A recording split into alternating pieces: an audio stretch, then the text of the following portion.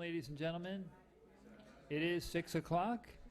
It's actually 6:01. We have everyone here, and thank you for coming, and thank you for coming, those of you that came early to get some more information and discuss things, and I think it's a good trend.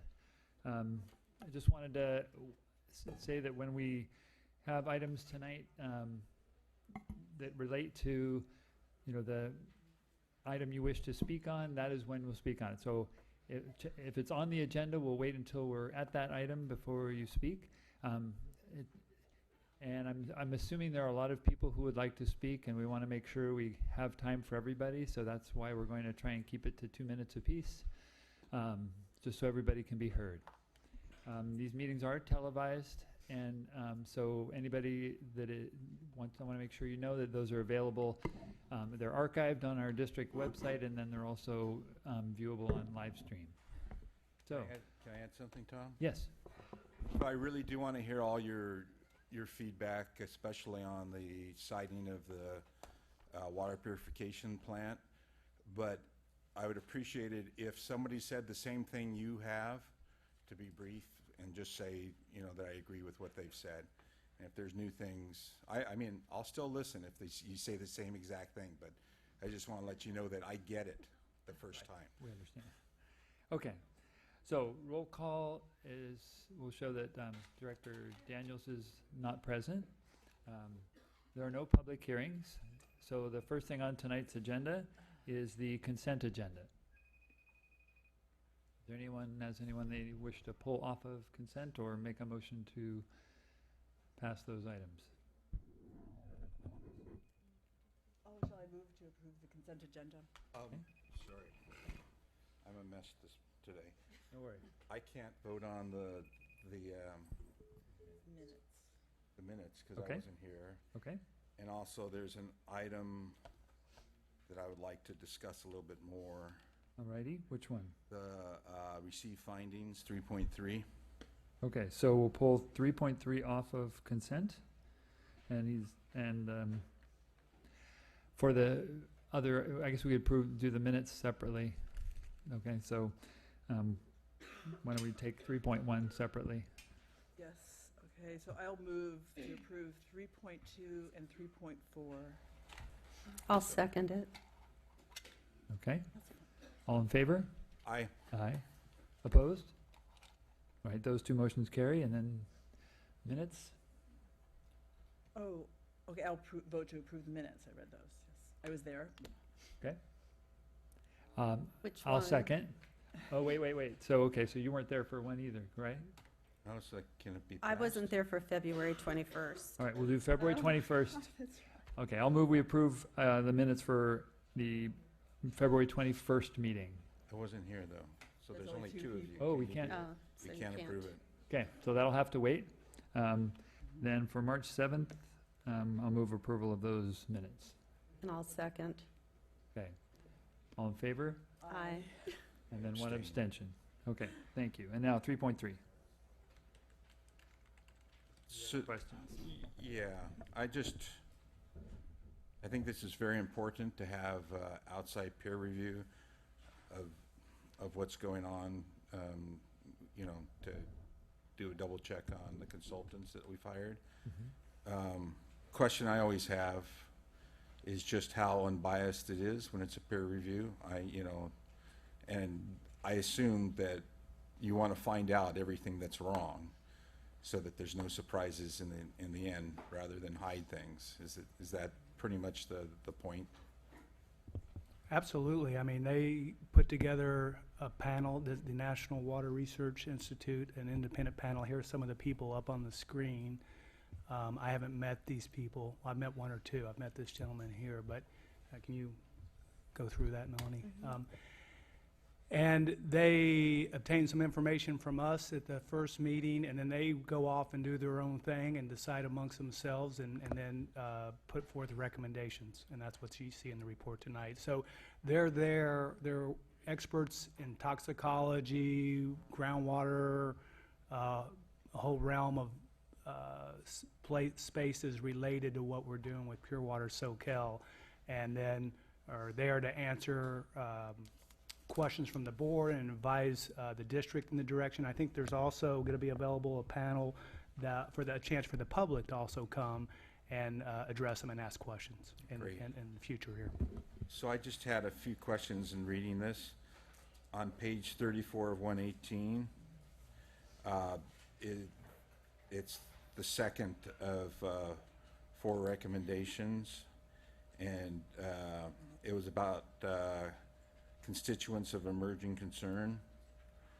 The first bullet point, so the constituents of emerging concern, or CEC, monitoring plan is appropriate for this stage of the study. So implicit in that is that perhaps later on in the study, there's going to be a need to ramp that up. Is that, am I reading between the lines? Is the first bullet under number 2? Number 2, monitoring plan. I don't know if we would go as far as to say that there would need to be more later on. I think that because indirect potable reuse is regulated by DDW, there is a set of standards that we do need to meet. So as we go forward, we would just need to ensure that we're meeting that. Okay. And then the 1, 2, 3, 4, 5th bullet I thought was very interesting. It was the panel recommends consulting with the contract laboratory to determine the most reliable methods. And it gives some, for instance, methods that use isotopic dilution where available, which may not always be the most potentially sensitive methods. So I thought that was an interesting recommendation, is that, you know, the tendency would be to try and detect as low a level as possible, but that's all not as reliable sometimes. So I thought that was interesting. And I do have a question on under the geochemistry review on the next page.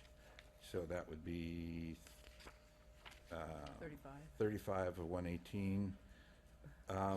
Under the first bullet, it talks about the samples that were tested.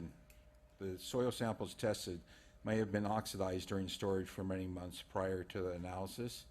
Therefore, the results of the geochemical testing may not be representative of in situ conditions and should be investigated further. And I was just wondering what the plans are for that. Yes, our plans for that, within the Brown and Caldwell report, there were a set of recommendations to further this effort in the next phase. Part of that work would be to possibly do a sample boring that we would then capture samples and then do that testing. Rapidly, yeah.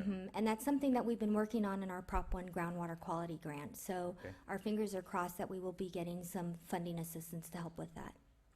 Yeah, we kind of knew that going in. These samples, we were fortunate to have soil samples from borings drilled a while back. We knew they'd probably, oxidized or whatnot, but at least it gave us a preliminary idea, and of course, Okay. go further. And then the additional recommendations, they talk about a large-scale pilot plant, the advantages of that, but it's costly, so. Yes, you bring up a really good point, Director Jaffe. Following our receipt of this, we did give the findings to both of the consultants that we're working with, Brown and Caldwell and Carollo. Carollo's initial interpretation of kind of what to do following these recommendations was whether or not we should actually go forward with the source water sampling that we were proposing to do at the Santa Cruz wastewater treatment facility, and instead save that money and possibly put it to a pilot. So they'd like to kind of work a little bit more with staff and with the NWRI panel on that to better utilize our funding stream, and instead of just capturing source water data, to see if we can put that to a pilot. So we're working on that to see if that would be something feasible. Can I follow up Yeah, with and that? then I So would that require EIR, inclusion in the EIR, a pilot plant? Not in this one. It would be a separate effort because it's a pilot effort. We would likely have to do some sort of environmental to go forward with this, but not at the level, and we would not have to include it in this EIR. So is the thought that go through the first EIR and see the results of that, and then reevaluate based on that whether we, want to continue pursuing advanced water purification, and if No. so, then do a pilot plant? I think really there were two main things that came out from the NWRI panel. One was you don't really need to do this benchtop Right. evaluation. Yeah, I didn't point that out. And then but, the yeah. second one was, you don't really need to do a pilot, but we understand that there may be of interest. A lot of times people are more comfortable with a first step in research, and then you go forward. So it's a balancing of time and money for them. They are very confident in terms of some of the projects that they've seen elsewhere in California and beyond, that we can use that as a resource in terms of data and I think more comfortable. One last one. But I think So is that something that's going to come to the board at some point then? The decision on whether or not, it definitely, I pilot think, plan. we're definitely trying to see what it would cost, and which would then tie into the fiscal year budget for next year. okay. Yeah, my understanding why they said no, taking samples to Stanford is not necessary, the bench top, and but yet they recommend a pilot. My interpretation was that this process has been proven as far as removing constituents of concern and other things. Yeah. However, what you get from a pilot is further help in design of your, if you go with a full scale plant, to the tune that sometimes the cost put into the pilot might offset the cost savings in the design phase too. And plus, it helps the public become more familiar with the technology. Right, okay, thanks. Well, I was just gonna add- actually, I have go a ahead. question about that then, because the pilot plant that we visited in Southern California and San Diego was about the size of, their pilot project was the size of the project that we would need for the water that we were thinking about producing with it. So how would that So work? that's exactly like what the panel is saying. We could cite these other agencies that have been doing pilot. That pilot plant was $12 million. Oh, okay. Santa Clara Valley Water District's probably was up around there. So that's part of data sharing in this realm and space, and we want to try and maximize that first before we spend money on a pilot versus what we could spend on a full scale. I was going to mention that, and then also I was going to just mention that, you know, the technology of microfiltration and reverse osmosis and advanced oxidation and UV is well proven. So it's not, all we would want to be sure is we, you know, if anything would affect that design, maybe that, but All right, thank you. I'd also like to comment, at least in two of the people that are on the panel, that I was familiar with their work prior to being on this board in my professional capacity as a cancer biologist, and I just wanted to say that, yeah, they weren't pushing anything, they were professionals. Thank you. okay. So that was informational only, so no vote is necessary on that. Pardon? Can I make a comment on that? Yes.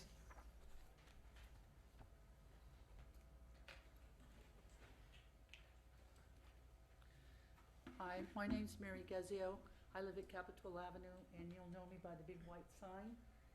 I think I would like to make clear to the audience that what they're talking about is implementing a large-scale pilot plant, a plant, to demonstrate the advanced treatment technologies. And I think we need to know the cost of it. I think we need to know where this plant is going to be located. We're already arguing over the location of the AWPF that you have, eventually maybe the membrane one, and then to throw at us again a separate plant. It's like a demonstration thing. It would be interesting to go to, it would be interesting to see, but I think the cost of it doesn't weigh into the fact that they state here that the study is not necessary to demonstrate the feasibility and safety of the groundwater replenishment project. Even though it would provide for everybody to see how it works, you can get that data from other organizations and other cities and towns and communities that have already done this project. And I think that needs to be done rather than spending all that money and then fighting over another location. Right, and I was just going to, thank you for that comment. I was just going to also add that whatever is built wherever, when this is all over, I think an education component where people can go in and see and have it explained what the process is really helpful. So, all right, so now, now's the time for oral communications on any item not on tonight's agenda. Come to the microphone. This is time for oral communications. Please come up. Please come to the microphone so we can, sorry. Just so everybody can hear what you say, and it can be recorded. Agenda? What? I was just wondering. My question is about the aquifer, the geography of the aquifer itself, this unseen thing. How badly it's drawn down, how much saltwater intrusion are we talking about here? And what's going to be the balance of money spent to make sure that our farming in Watsonville, the actual basis of the economy that isn't in touristy and government and hotels, that we have a stability in the economy and that the aquifers that are down there are being properly serviced. I want to know if you have satellites that can tell you where the aquifers are so that you can locate something in not the wrong place. Okay. Because these properties are available. There's a whole list of properties on here that, we don't maybe have time to get around to look at it,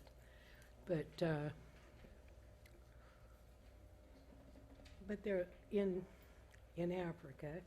They have the trailers that are, those trailer-sized units that are solar energy, purify the water, movable. They can take crappy water and turn it into potable water by solar evaporation and recondensation, but maybe it's not lively water, maybe it's dead water, who knows? But you can drink it. And I was wondering if maybe doing something that's more mobile instead of property related. We got plenty of rain gutters where things could actually be percolating down to aquifers if we knew where they were. And that's Yeah. me. Thank you. All right, any other comments on items not on tonight's agenda? I'm Colonel Maxwell, and I notice that the aquifer is not listed in the typed agenda. Is that correct? Go ahead and speak. Discussion There's of 2 the minutes. aquifer proposal is not on the agenda. I'm disappointed. And I'm also disappointed as someone very well informed about the last 25-year history of the Soquel Creek Water Board, the water issues in this county, and the performance of our county government, starting with the Board of Supervisors, which is so negligent towards any respect for other people's money, whether they're taxpayers or ratepayers. And I find the same disregard for your ratepayers' money as well. Let's look at the history. This board, the City of Santa Cruz, indirectly, the Board of Supervisors, and the Water Department of Santa Cruz in particular, you spent over 10 years, $17 million analyzing a desal plant that had no merit nor necessity whatsoever. And you've also spent money on this proposal for a recycle plant when there were other alternatives, the most prominent of which and worthy of which is the aquifer that Mr. Paul has been presenting year after year. The negligence shown by this board is just inexcusable. It is so inexcusable that you haven't evaluated aquifer with savings of tens of millions of dollars, immediate and long-term for your ratepayers. The disrespect for the ratepayers, the people who pay the bills, who pay your salaries, who pay your staff, is so disappointing to me. And the evidence is unrefutable. Do you have no regard for your sworn duties pursuant to the California Constitution and the common law to show some respect and competent regard for your ratepayers' money like the late Rick Meyer did? Thank Aquifer you. should be on Time's the up. front burner. So just to clarify for the audience, the aquifer project that he mentioned is something that would have to be presented to the city of Santa Cruz. It has nothing to do with our water system. If City of Santa Cruz and their water department wanted to accept that as a possible project and wanted to offer that as an alternative, then we would consider that. So that is, it keeps being brought up, so I want to just clarify that is not something that for us to consider. Thank you. Hi, my name is Lowell Webb. You say it's not for you to consider.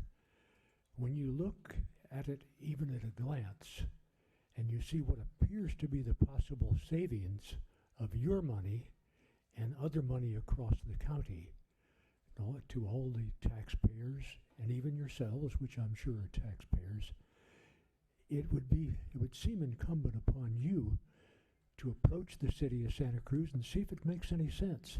Let's get that in front of the people. Let's let people look at it before you start spending all this money.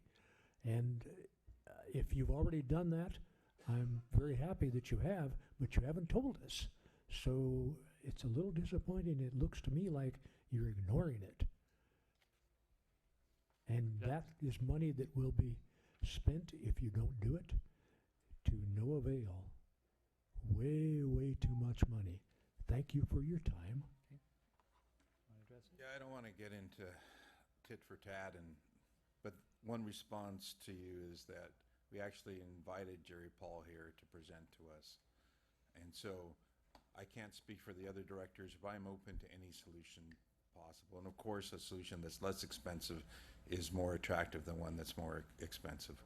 So, But it's please, no, you're out of order, sir. You're out of order. Excuse me. You're out of order. So really, what I'd like to ask, you're welcome to talk about anything here, but what I'd like to ask the people who are asking for Lockefer to happen to really work on the city, because as President Lehu said, it is the city who's the gatekeeper on that. If we, let's say all of us decided that was a fantastic project and the city said no, doesn't happen. Right. So, yes, sir. Yeah, my name is Dave Hack. I've got this item here. It's apparently on your agenda on the last page, and it's funny. I used to be news director for KUSV Radio back in the late 70s and 80s, and hung out with Santa Cruz Sentinel reporters and all that. And what you have written here is something that we used to call hearsay, because we would put our heads together and go, why are they doing this? And here you have City of Capitola. Excuse me, I don't know what you're looking at. Oh, We don't know what you're looking at either. Part of the item. well, it's your final draft, page 121, I believe. That's a handout from some. Okay, so anyway, From the member of the public, I believe. Yeah, I don't have Not that. our material. We don't well, know. this is what you've written, okay? I'll tell you what you've I written. don't even know what you're speaking of, sir. Okay, well then listen up and you'll understand. It says it's putting a sewage treatment facility, which is what it is, into Capitola. There's going to be problems because there is highly residential area with wealthy residents, potential community resistance. I mean, what do we, chop liver? Okay. In another 20 or 30 years, Gary Drive, where I live, is going to be, beachfront property because of global warming. That item anyway, about so location, that- excuse me, that item, I'm going to cut you off because that item is on the agenda, the location of any facility. So you need to wait for that agenda item, sir. Oh, This okay. is for open communications, All right, item, so- and not on There today's, is not no- on the agenda. In my packet, there's no page 121. It goes up to 118. Well, this was put on my doorstep, so I just had Okay, to. I'm just saying, wait for that item, please. All right, do I get another 2 minutes? And I'd like to bring up some of the items that concern me. But, and- excuse me, no, we're done. Oh, no, we're not. Okay, sir. What types of chemicals are you going to be using in this Sir, treatment we're- facility? This is not it. on the agenda, and it is not appropriate for public communication. This is for items not on the agenda. And, sir, Where do we get you an need to emer- have a seat right where, now. Where we have the Have a emergency seat, please. action Have your plan chance. Have a seat located? right now, Have your please. chance when it's the right Excuse me, have a seat right now. Where we have the emergency Have action a seat plan? right now, please. You haven't answered my question. What I kind want of you to mater- have a seat right now. What kind of hazardous materials are you going to be using? Have a seat. What kind of vessels are you Excuse going me, to be kept? Sir, are you're they gonna going to be thrown kept out of the into? room. Look, Yeah. We have Really? security here What for a kind reason. what Your kind time of? is up. No, these people say it isn't. These people are residents of the Colonel area. Maxwell, you'll be with her. You know, You'll be I gone want to too. find out what kind of, are you using chromium sticks? Look, What kind of, off what off kind the of, podium. what kind of Sorry, ma'am. containers are you going to be putting them in? What kind of access will we have to an emergency access plan? What kind of You access? are not going to get to speak again tonight. You're done. And you're out of the room, please. Now. Make me out, go out. I will call the police if I have to. Oh, really? We have security right now.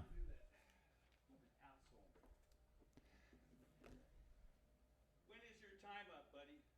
My, Up for re-election. excuse me, sir, Re-elected. None of you are. Recall election. because you won't adapt to the rules of a meeting? Okay. Let's ask, You got 3 minutes to talk. Now you excuse me, sir, you're out of, Probably should get police. pardon? Gotta have an officer stand by. Okay, let's bring the officer in. Yeah. We're not, we're trying to have a civil discussion, and when we have somebody come up here speaking out of turn and not leaving the podium when appropriate, we cannot conduct that kind of a meeting. And I also appreciate that if people don't call out answers when they're not at the podium. We want to listen to what you have to say, but that kind of an outburst just does not help. Colonel Maxwell, you're included, so please, unless you're speaking at the podium, don't yell at the board. Okay. Let's move on. Anybody else have anything to, anyone, on an item not on tonight's agenda? Okay, we will move on. I have something. Yes. So, a friend of mine who very intelligent, doesn't get it with the rain. He just doesn't get it. The fact that we've had so much rain doesn't solve the problem. So, I don't know what we can do, but I doubt most people get it, that the problem took decades the problem I'm talking about is the seawater intrusion that was caused by drawing down of overuse of the aquifers, but it's just not getting out there. So I think we as a board, have to realize that if people don't understand that there's still a big problem, there's no way they're going to support any solution. Right. So that's just, it surprised me. It really surprised me. Well, I'd really like to add that all of us here, including me myself, I've lived here for over 30 years. We created the overdraft problem that we're experiencing now. We would need 20 years of rainfall, the likes of which we had over this winter, to replenish our aquifer the way it's currently modeled. So that is why at the moment we are searching for alternative water sources, and it's driving this whole board's actions. The one that seems to be most drought independent, it doesn't rely on rainfall, is this recycled water. That is the whole reason we're considering that at the moment. But we have other alternatives that are also still good possibilities. So that's why we don't have any specific plan finalized. We're listening to the people who are here to help us solve that problem too. Because you guys, we created this problem together, and we need to solve it together. Yeah, my whole issue for me that I'd just like to state is that I volunteer my time. We do not get paid a huge amount of money to be here.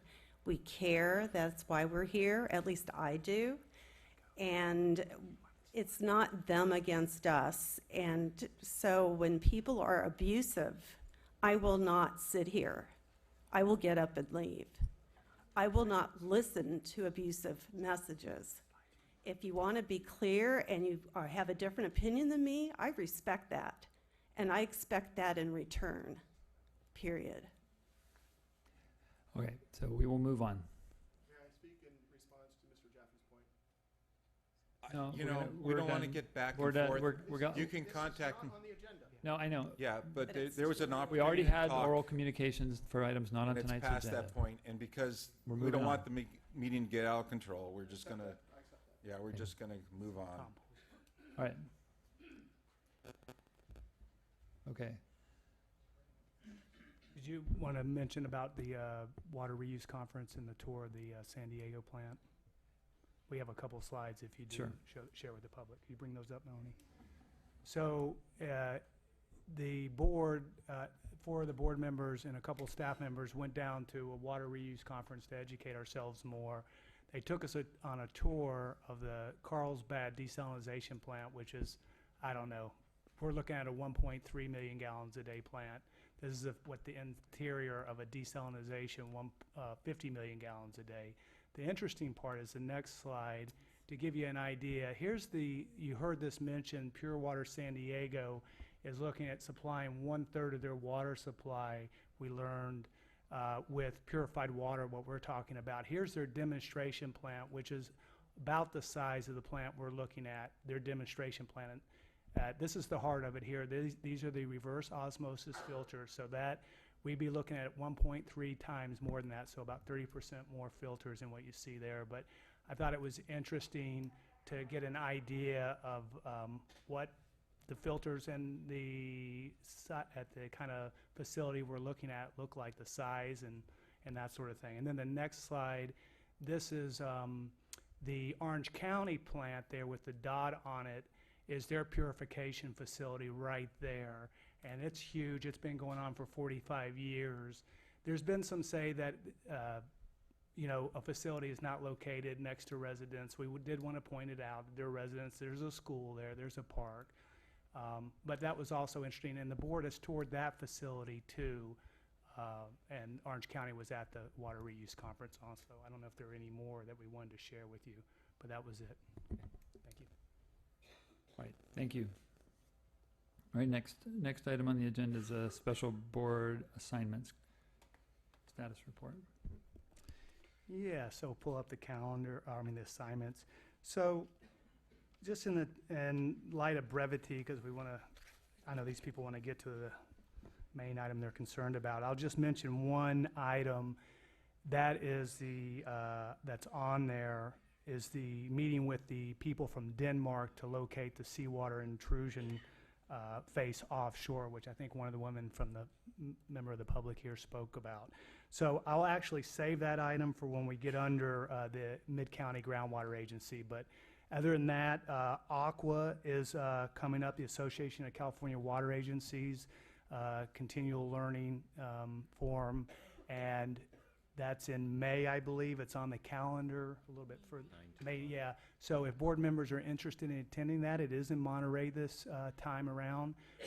Please contact me, Karen and myself, and let us know because we need to make arrangements for that. Thank you. One item on the calendar on that following week, the 16th and 18th meeting of MGA, I will be with my students again up in on that field trip. Okay. So I will be away. And thank you for pointing that out, because on the May 2nd, as noted on the calendar, we will actually have the Santa Cruz Water Director come and speak about an update on what they're doing, their water supply efforts. They had a water commission last night. So as we know, that's part of our plan. One of the options we're looking at obtaining water from them. So she'll come, as she does periodically, and provide an update, especially how it's related to us, or potentially could. They have a problem of when it's a drought, because they rely on surface water, they're short water. It's kind of the yin to our yang problem. And then following that, because we also are looking at potentially deepwater desal on May 16th, although it's listed on the 2nd as a potential, we hope to receive either a written or an oral update from the other option that we're looking at from deepwater desal. So not on the 2nd, but the 16th. It looks like the 16th. I spoke with them yesterday, and they're having to move that back due to some reasons. Okay. Excuse me, President LeHue, which days did you say you were going to be? That week of the May 16th. 16th and 18th. There's a board meeting and a... Yeah, and just to be clear, this is a response letter, but I think it has a thing in here.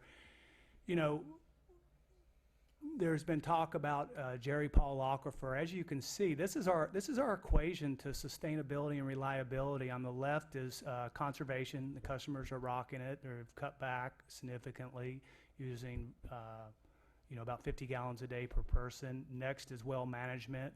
We're doing a phenomenal job on that, our engineering department. And then encircled in blue there are 3 options, and I think this gets overmissed. We're so focused, hyper-focused on Pure Water Soquel. The board has directed us to look at 3 options. On the left, you see Pure Water Soquel. In the middle, there's 2 arrows or river water transfers. So we work with daily. I was with Rosemary Menard, their water director today. I'm sure some other staff were talking to other Santa Cruz people. How do we obtain water? We work from them. How can we help them solve their problems? So whether it's aquifer part of that or whatever, there are a lot of dimensions to that. And then, of course, the far one on the right is potential decel. So it's there's a lot of uncertainty out there, so we're keeping as many options on the table as possible. Thank you. All right. Next on the agenda is will serve letters. I think The oral report. Yeah, oral Oh report. yeah, sorry, MGA oral report. Sorry, I went right to written Go ahead, thing. Ron. Okay. Well, this is kind of exciting. The MGA is the Mid-County Groundwater Agency. It's state mandated, and so local officials from the county, Central Water District, City of Santa Cruz, us, 3 private well owners. Am I missing anybody? Anyway, I think it's like 12-member board and supporting staff get together every 2 months, have meetings. They're open public meetings at Simpkins Center, and are looking at this as a regional point of view. It's mandated by the state that since we're designated as a critically overdrafted aquifer by the Department of Water Resources and the State Water Resources Control Board, that we reach sustainability in 20 years. Otherwise, they'll come in and cut everybody back. They're just going to put the hammer down. So one of the things that came up to the last meeting was the people from Denmark have approached us, and they're leading the cutting edge in some of this technology to locate the seawater interface in the aquifers offshore. And that is very important to us. Why we know we have it onshore in the southern part of our district and toward Pleasure Point. We've detected it. The seawater levels are about halfway to pure seawater. And we may have a map somewhere in tonight's presentation, but they have a method they can fly a helicopter, they say, and very cost effectively potentially locate that seawater interface. So in conjunction with them, Marina's going to do it onshore. The question is, can you do it offshore? And it's a big question. They think they can. They came and met with staff and some other officials at our location, and we've invoked some experts at Stanford University to also weigh in on the question. The MGA board did approve if Dr. Jaffe gives the okay, because he's president of the MGA board, the go-ahead to up to $100,000 to hire them or some of their other consultants to fly in a helicopter, pull the geophysical equipment behind, and try to see if we can locate the seawater interface. So the next step is for them to submit a proposal to us. And time's kind of critical because Stanford is actually doing this study in May. So if we can piggyback on that, there's huge cost savings because they have to fly the equipment in a helicopter up from Louisiana, I believe, and there's other cost savings. And the month of May is the premier month, least fog and that sort of thing. So we're trying to act fast to save money, find the offshore interface if it proves prudent. I don't think we've absolutely committed yet, but maybe Director Jaffe could comment. Yeah, it's just hard to know until we see the proposal. We're trying to get more information from them on where this has been used successfully elsewhere in the world. And because even though it's a tremendous cost saving, it still is a substantial amount of money. But the information is probably the most valuable information we can get, Right. because that boundary between the freshwater and in the aquifer and the seawater coming in gives us an indication of how we know there's a problem in parts of our district, but we don't know whether that interface is hundreds of feet offshore or a mile offshore. I doubt it's a mile, but and that sets the clock on when we have to solve the problem so we don't pollute the aquifer with seawater. So it's exciting that we might have a way of doing Yes, that. yeah. Yeah. Okay. And was supported, I should mention, It was unanimously supported by everybody who's part of the Santa Cruz Mid-County Groundwater Agency, which is City of Santa Cruz, County of Santa Cruz, Central Water District, private well pumpers, our district, and Central Water District. So, Is there full anyone, support. anyone wish to comment on this item? Okay. So then, sorry, now we'll move to the, yes.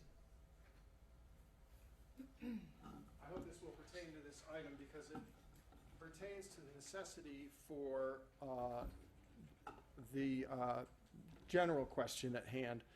I think, I want to respond to Mr. Jaffe's point, and I think it's pertinent here. Mr.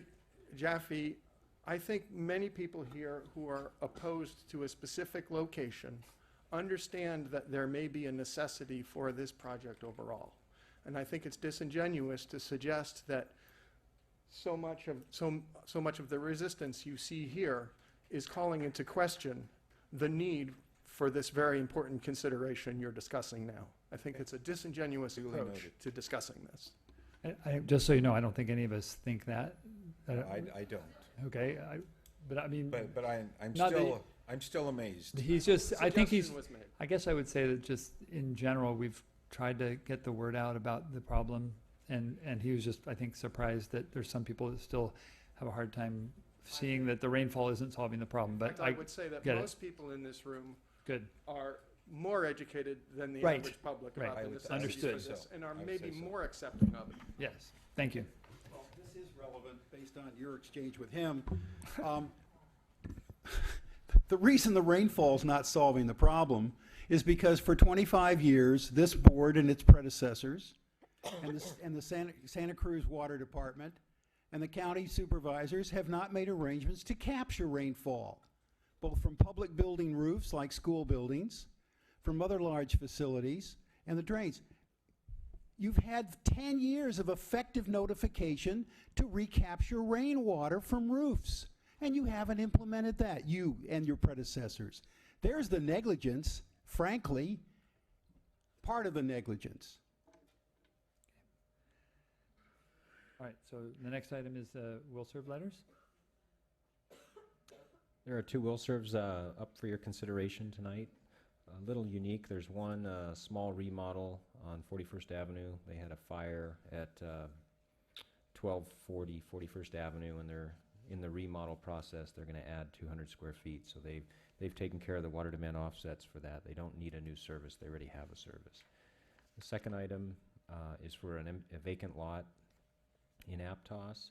This one is a little unique. It was part of a subdivision back in 1962, and as part of the board direction back in January of 2016, this is one of those lots that has a 3-year sunset for the water demand offset program. So they do not have to comply with that program. Okay. Any questions? No, I get it. Any questions from the board? Anybody in the audience wish to speak on this item? Seeing none, I'll entertain a motion. I'll move to approve them. I'll second. All in favor? Aye. Aye. Opposed? All right, motion carries.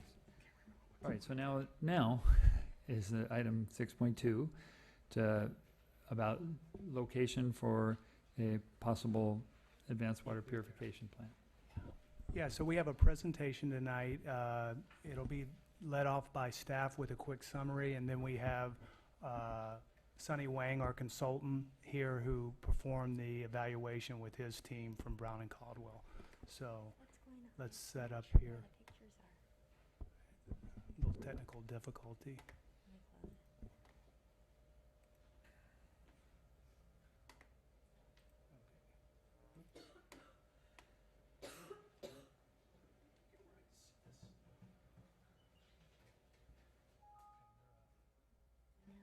It had no Oh. pictures. Okay, I guess the wrong presentation. Switch over to this. There it goes. Good, you got it. You want to mark it? All right. we're going to tag team on this, so thank you all for being here tonight. My name is Taj Dufour. I'm the engineering manager for Soquel Creek Water District. I'm going to introduce this, and I will try to be brief based on some of the comments we heard tonight. Primarily, this presentation is to discuss the various sites that we've looked at for this project, the proposed Pure Water Soquel project. Thank you. I am going to be brief in the overview of why we need to find a supplemental supply project.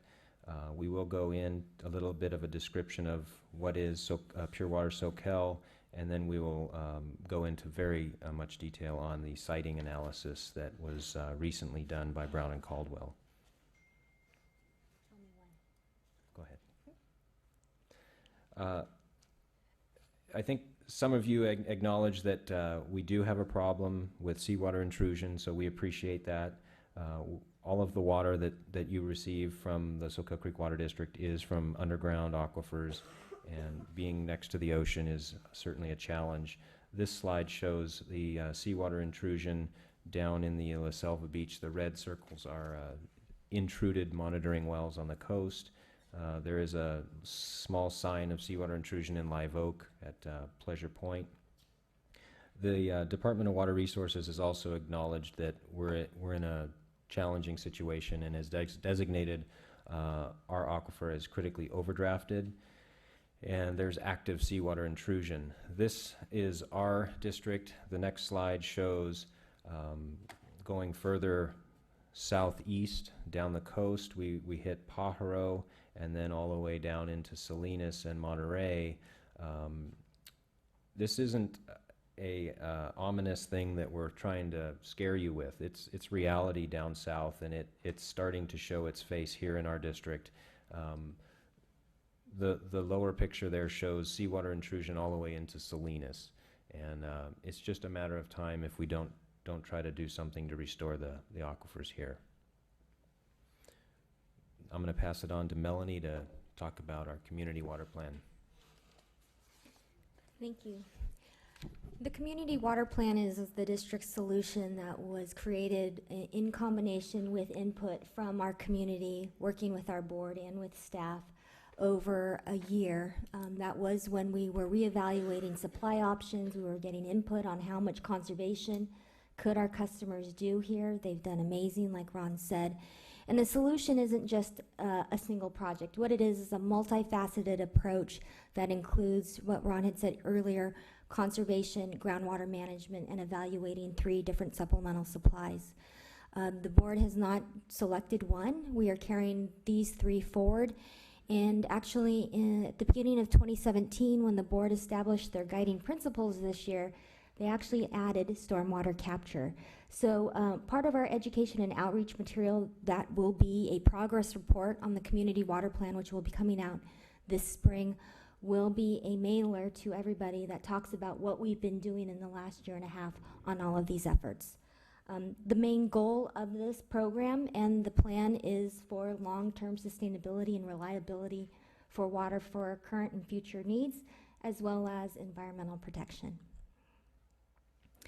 The Pure Water Soquel project is the project that the board asked us to move forward. This is the one of the 3 options where the district is the lead agency. This is a project that we at this point have the most control in evaluating it.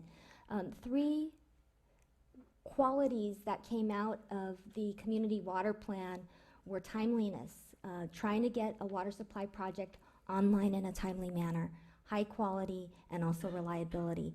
And so with this Pure Water Soquel project, the main focus is groundwater replenishment using purified, recycled water. This would replenish the groundwater basin. This is a project that we think we can get on within about 8 to 10 years. It would be able to meet the state's mandate. It would be a drought-proof supply, and it is a high-quality, proven supply of water.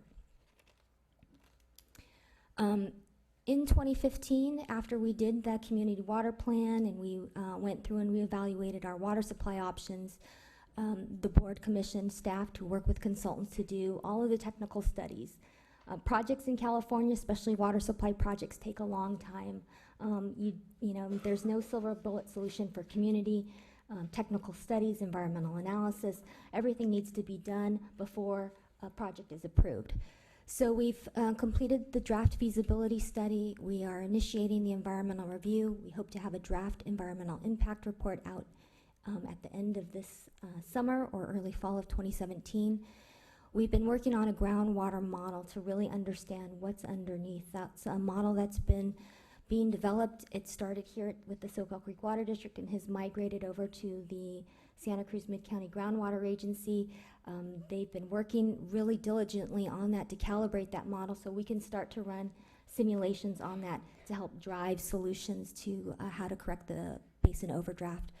We're working on water quality, understanding the water quality characteristics of what the source water is, as well as how it integrates into the groundwater basin. And a big one for us with this water supply option is really pursuing grant funding or low interest loans to help balance and reduce the amount of money that would be spent by ratepayers. So as you know, we've been actively pursuing Prop 1 money. Next week, we're actually turning in a letter in to hopefully get our foot in the door for some federal funding. And the last point on this slide is really, again, we are in the early stages of evaluation of this project. Even with the draft EIR coming out in 2017, that would be a time where the public has another really big moment to comment, read the document, provide input, and our environmental consultant needs to address and respond each and one of those comments. So again, it's a very public process. And I'm going to now kick off kind of the main nugget of this item, which is the site selection of the treatment facility. Just a broad overview. There is a map in the back. There's actually two maps in the back, you know, of showing what are the components of the Pure Water Soquel project. The Pure Water Soquel project takes source water, which, as the board is narrowing down, would be treated secondary effluent from the City of Santa Cruz Regional Wastewater Treatment Plant. It would go into a purification facility where that water would be purified, and then it would go to recharge wells, which would then replenish the groundwater basin.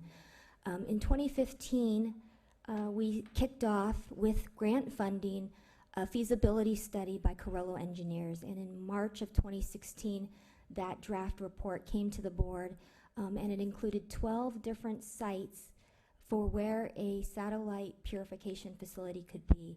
At this moment, or at that point in time, there were two source water options. There was the untreated wastewater that gets collected all through the county and the county sanitation district, and the secondary treated.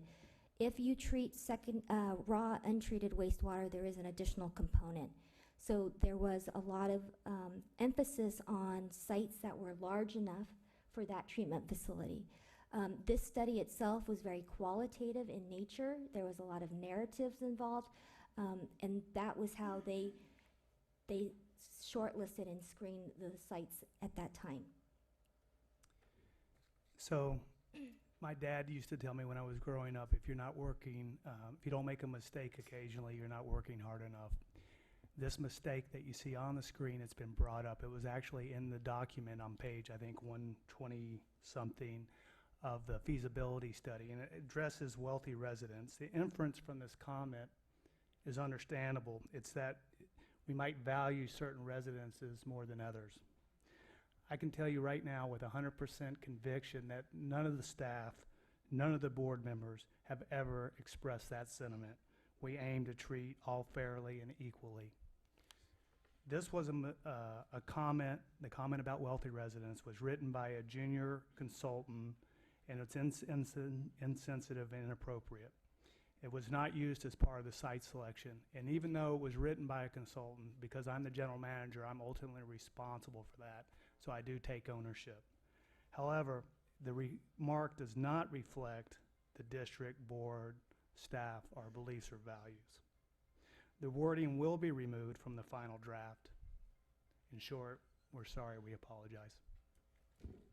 So we'll continue on, but we wanted to get that out there because we owe you that apology. Thank you.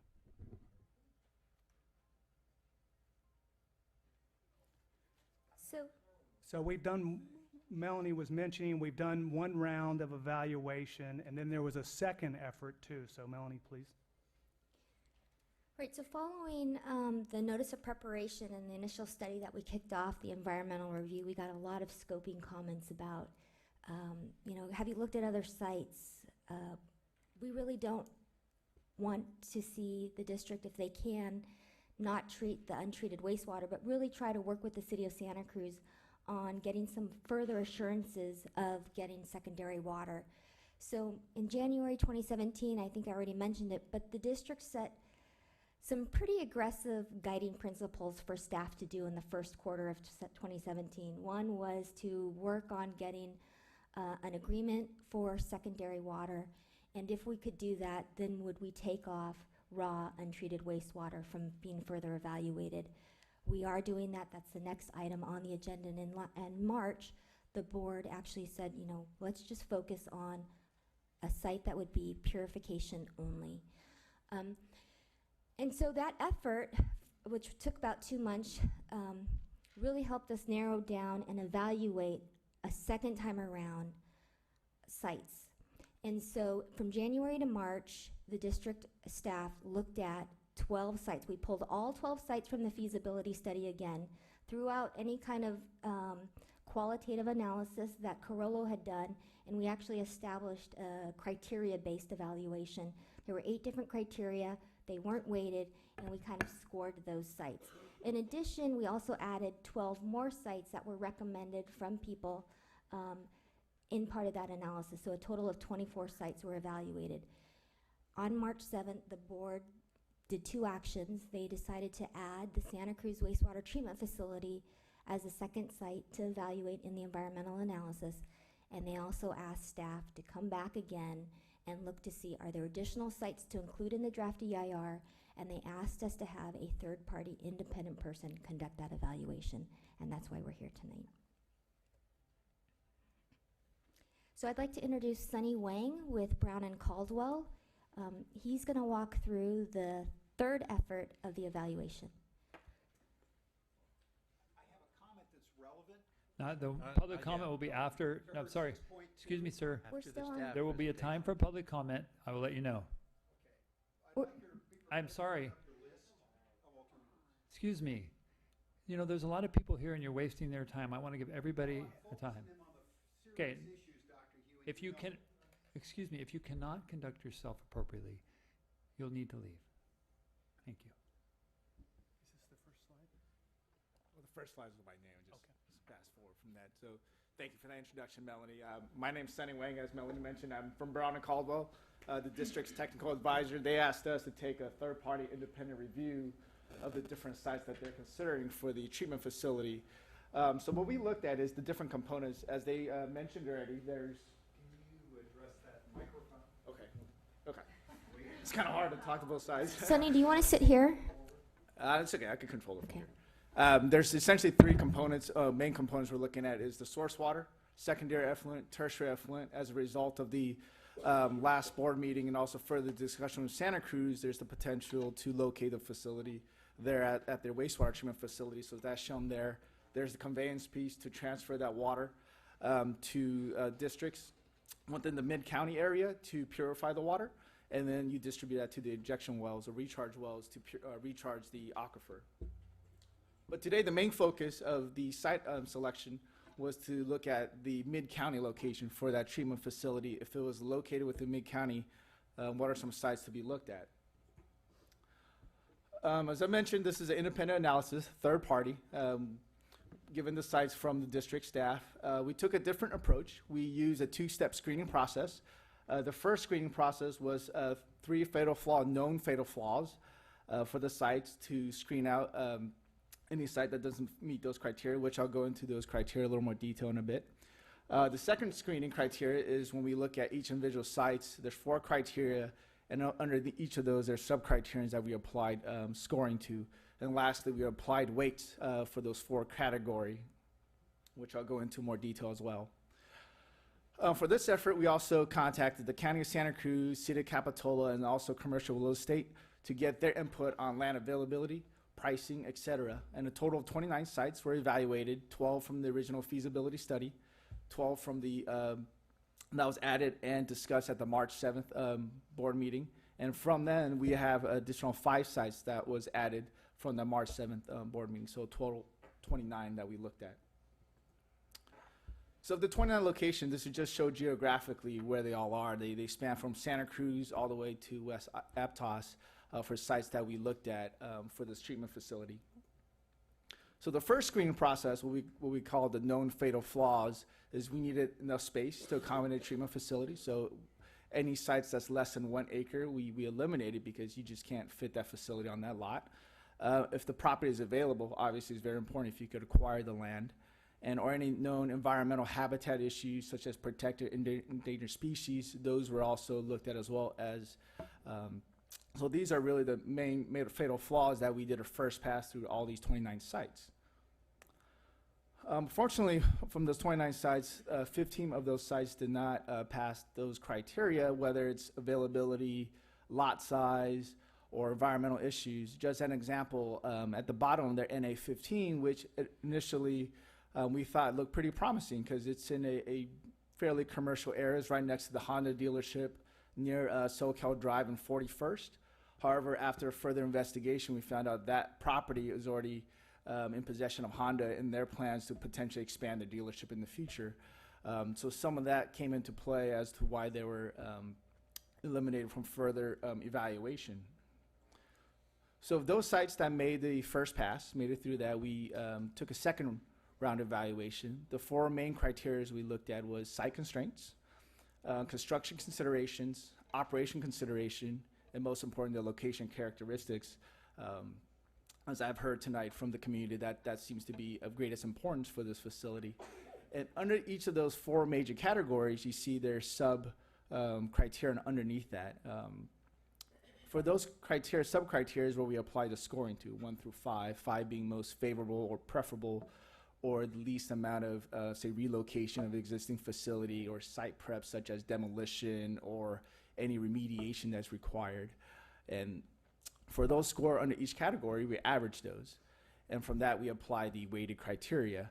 And the criteria that we applied as weighted was site constraint, we applied 30%, construction considerations 20%, operation consideration was 10%, and location characteristics 40%. So we put a more emphasis on the location for this particular project. And we use these type of weighting evaluation for several facilities in California, across the country. And me personally, I've done this in other parts of the world.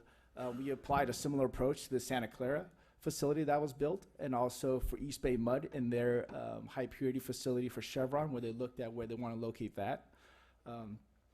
But what I want to get across is this is a relative comparison. It puts sites that are similar in a group. It's not an absolute saying this highest score is going to be your facility. It needs additional evaluation. This is a high-level evaluation that's relative. Another thing I want to point out is cost is not considered at this stage. So using that weighted criteria, these kind of fell into groups. We placed them based on the scoring, the group of 4 to 5s, which are comparable to the 2 alternatives that's already identified in the EIR, which is FS11 and FS1. Those were carried over from the feasibility study. Those as highlighted in yellow are based on our analysis what's comparable to those 2 sites and ranked relatively favorable compared to some of the others. So that group of 4 to 5, as I mentioned, is relative. Those are similar, comparable, that's worth doing additional work, investigation, whether it's if you could purchase that land, negotiation, who the landowner is. And there's a group of 3 to 4s that have a little more mitigation that's required, and then a group of 2 to 3s in that analysis. We also took a look at what happened if you didn't apply the weighted score. You distributed the weight evenly across this criteria. If we distribute a weight across criteria, they still kind of fall in the same group. Some of those fell to a 3.98, but you know that's just you can round it. They're still the same group, meaning these 6 properties are comparable to each other for the advanced treatment facility, And the 2 that's already identified in the EIR falls within that range of the group, so it's worth considering. Just to go in a little more detail on these 4 additional sites that we felt was comparable to the 2 in the EIR, this one is at Chanticleer and Soquel. On one side is, I believe that's Highway 1. It's currently used for vehicle storage, is used in the past for construction staging. Upon additional research, we found out there's plans for the Regional Transportation Commission for their plans to build a pedestrian overcrossing on this property. So that was information that was made available just about a week ago, I believe. And we also did a quick walkthrough of this site. There's also some access challenges if this was to be considered further, if we move it on to a more detailed evaluation. What I mean by access is for trucks to come in and make deliveries, routine access. It's a pretty tight turn in that corner. And also NA 14, which is on 41st, and it's really in Corey Street. That's currently used for lumber storage. However, when we looked at that site a little more closely, we noticed there's also residents in that area, so that needed to be factored in the score. From this area view, you can't really see that, but when you go to that site itself, you see residences kind of scattered throughout that property, so it's actually a mixed-use location. Initially, we thought it was mostly commercial. The last 2 of the 4 that we felt were comparable was NA 16, 17. They're on Rodeo Gulch Research Park Drive. They're 2 different owners. They're privately owned. However, to accommodate for the treatment facility, you would need to acquire 3 lots that's owned by one owner. They're 2 different owners, so the north half is one owner, the southern half is one owner. It's in a primarily commercial area. There might be potential mitigation measures required on the west edge. You see there's some trees there. That needs to be considered. Excuse me, can I ask you something on that slide? Did you consider that there's a riparian setback requirement? We did. Okay. Yeah. So that's why you needed the 3 properties instead of just 1. There's just not enough space because of that setback. Okay, thanks. And that's a good point. That's actually, if we go back to the fatal fall analysis, those are some of the reasons why we eliminated those sites, because the setback was so large that it made that land almost unusable for this. If you guys would like, we also have this on ArcGIS that you could zoom in a little more and see what's around it as well. If the board would like to see that, okay.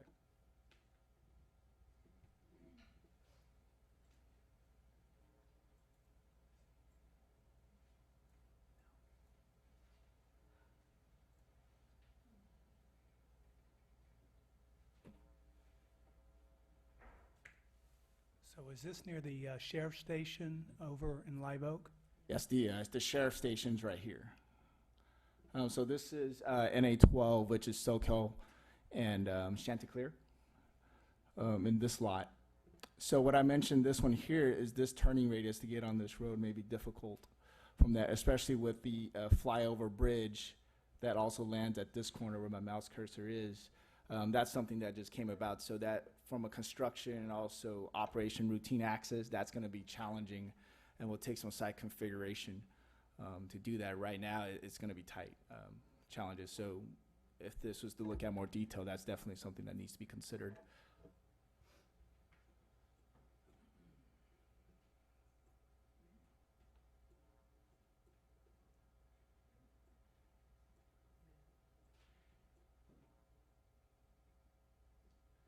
So this is NA 14. This is on a quarry. Currently, is used as a lumber yard. However, at first glance from the area view, most of this looked like it's in a commercial or industrial area. However, when we took a closer look and went down and walked the site, there's actually residences, scattered in here. So that needs to be considered in our scoring, which was not originally identified.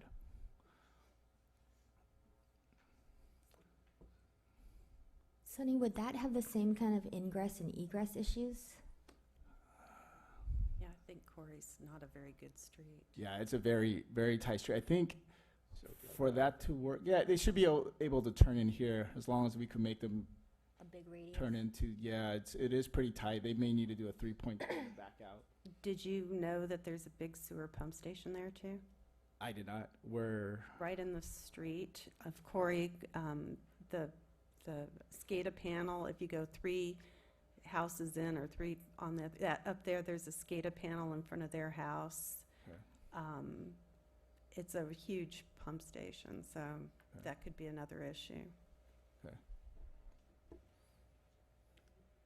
Let's navigate over to NH 16 and 17. Well, so in general, this is primarily in industrial commercial in this area. As you mentioned over here, there might be setbacks here that limits that property. Also prevents some challenges too for construction. That would need to be also closely evaluated, and that would be, at the EIR level, some of those things would be considered. Okay.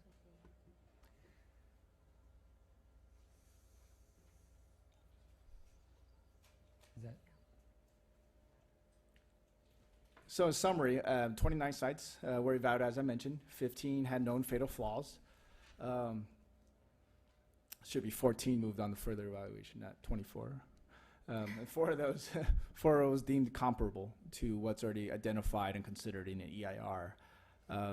So, my job is to present the facts to the board and district staff, and to identify what maybe the best course for you guys to move forward. okay? Thank you, Sonny. Okay, so now this is the time for public to address the board on this item.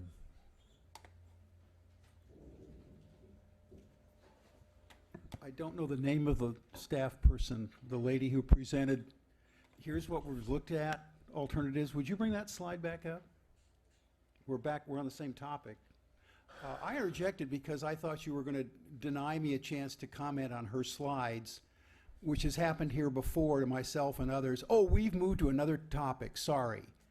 So I thought that was going to be the tactic that was going to be employed, not to allow a challenge to the beginning steps, to the foundation. Your fundamental blue slide. Now, come up further, where you had 5 items listed. Right, here we are. And then after this one, flexibility of the study, and here's our goals, and then your sources of water, your sources of solution. You had at least 4 and maybe 5 items listed? I think it's right there. No, these were bullet points. But all right, we can start there. The point is, I don't see any consideration to water catchment capture.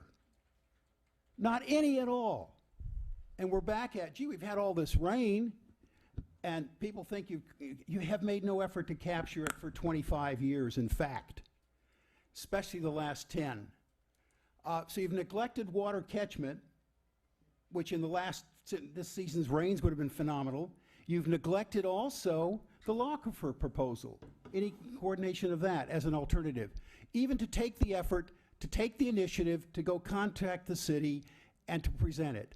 Frankly, I think the negligent mismanagement, now what you're doing is you're serving the same big interests that want to sell all of us additional tens of millions of dollars of water plant, just like the desal proposal, the fandangle of the desal. And you joined in wasting reportedly $17 million, your predecessors did. And Mr. Kriege in particular put us in this mess when he was in your chair, Dr. LeHue, and he let everybody build and hook up and disregarded warnings from Stanford faculty and other experts that you'll be depleting the water. You failed to list all the solutions. Again, consider aquifer or you're being negligent. Okay. We're all just trying to do our best to find the best answer. So constructive ideas would be good. Thank you. First of all, I'd like to apologize for getting out of hand there. Thank you. Anyway, I'm parked in a disability zone, and there's a reason for that, because I have a disability. That's part of the problem. But what I was concerned about, this gentleman here on his presentation talked about tight streets. Now, I'm wondering if there's going to be big trucks delivering some of the chemicals that are going to be used to clean this water to pump it underground? Because I know there's going to be chemicals involved, because I've looked at other sites and they do have them. So my concern is, are the vessels that they're going to be stored in going to be compliant with state law? They need to have waste manage. They need to have hazmat. Sorry, my brain. It's okay. They need to have hazardous material safety data sheets. There needs to be an emergency action plan. We had one at Suburban Propane where I managed for 13 years. And we basically had a plan where we meet in the Safeway parking lot, and everybody that was around us, all the other commercial industries, knew about what to do in case there was an accident. And we only had one chemical, propane. So anyway, people should be interested in this, people in the audience that are going to be living next to this, wherever it ends up. And again, I apologize to you folks. You're doing a fine job. Keep it up. Thank you. Could I say something? Yes. I'm a civil engineer, and I've been in the water and wastewater business for almost 20 years. I went to the water purification plant and I asked them what chemicals they use, and they said just chlorine bleach that you use for like washing your clothes. This is for purification? Yes. And all that? Really? Yes. Okay. So it's not purified with chemicals, it's purified with the membranes and the reverse osmosis, and all the treatments it goes through aren't chemical. All right. So, and then I believe, I think Sonny could tell you this, but when he was talking about trucks, it's for construction. Okay. All right. That's what I sort of thought, but I wasn't Thank you. quite sure. Yeah. But thank you Yeah, very much. thank you. Sonny, do you want to address that? Sure, I'll just respond to his to questions. So, some of those are for deliveries. There's more than sodium hypo used, but all the chemicals that are used are certified by the National Science Foundation. They're approved for drinking water use. So they're all safe to be used for treatment, but there are properly, handling requirements, containment requirements. That's all put in. So us as engineers, we have to stamp and approve that and follow the regulations for all those chemicals so that they're safe to be in those neighborhoods. Sunny, could you also address the frequency of delivery? Typically, the general practice is to size them for delivery once a month. So about once a month, you would have trucks to show up and deliver these chemicals. Thank you. Okay. Thank you. Hi, how you doing? I'd just like to comment on why Honda dealership would be taken off the list, because they plan to build something back there for their own benefit. I mean, Hondas are great cars. I think that lot's big enough. And, is there eminent domain? If we need that for a water thing, should it just be, well, they're building out there. Do we really need more car lots than we do maybe a plant up there? Okay. Thank you.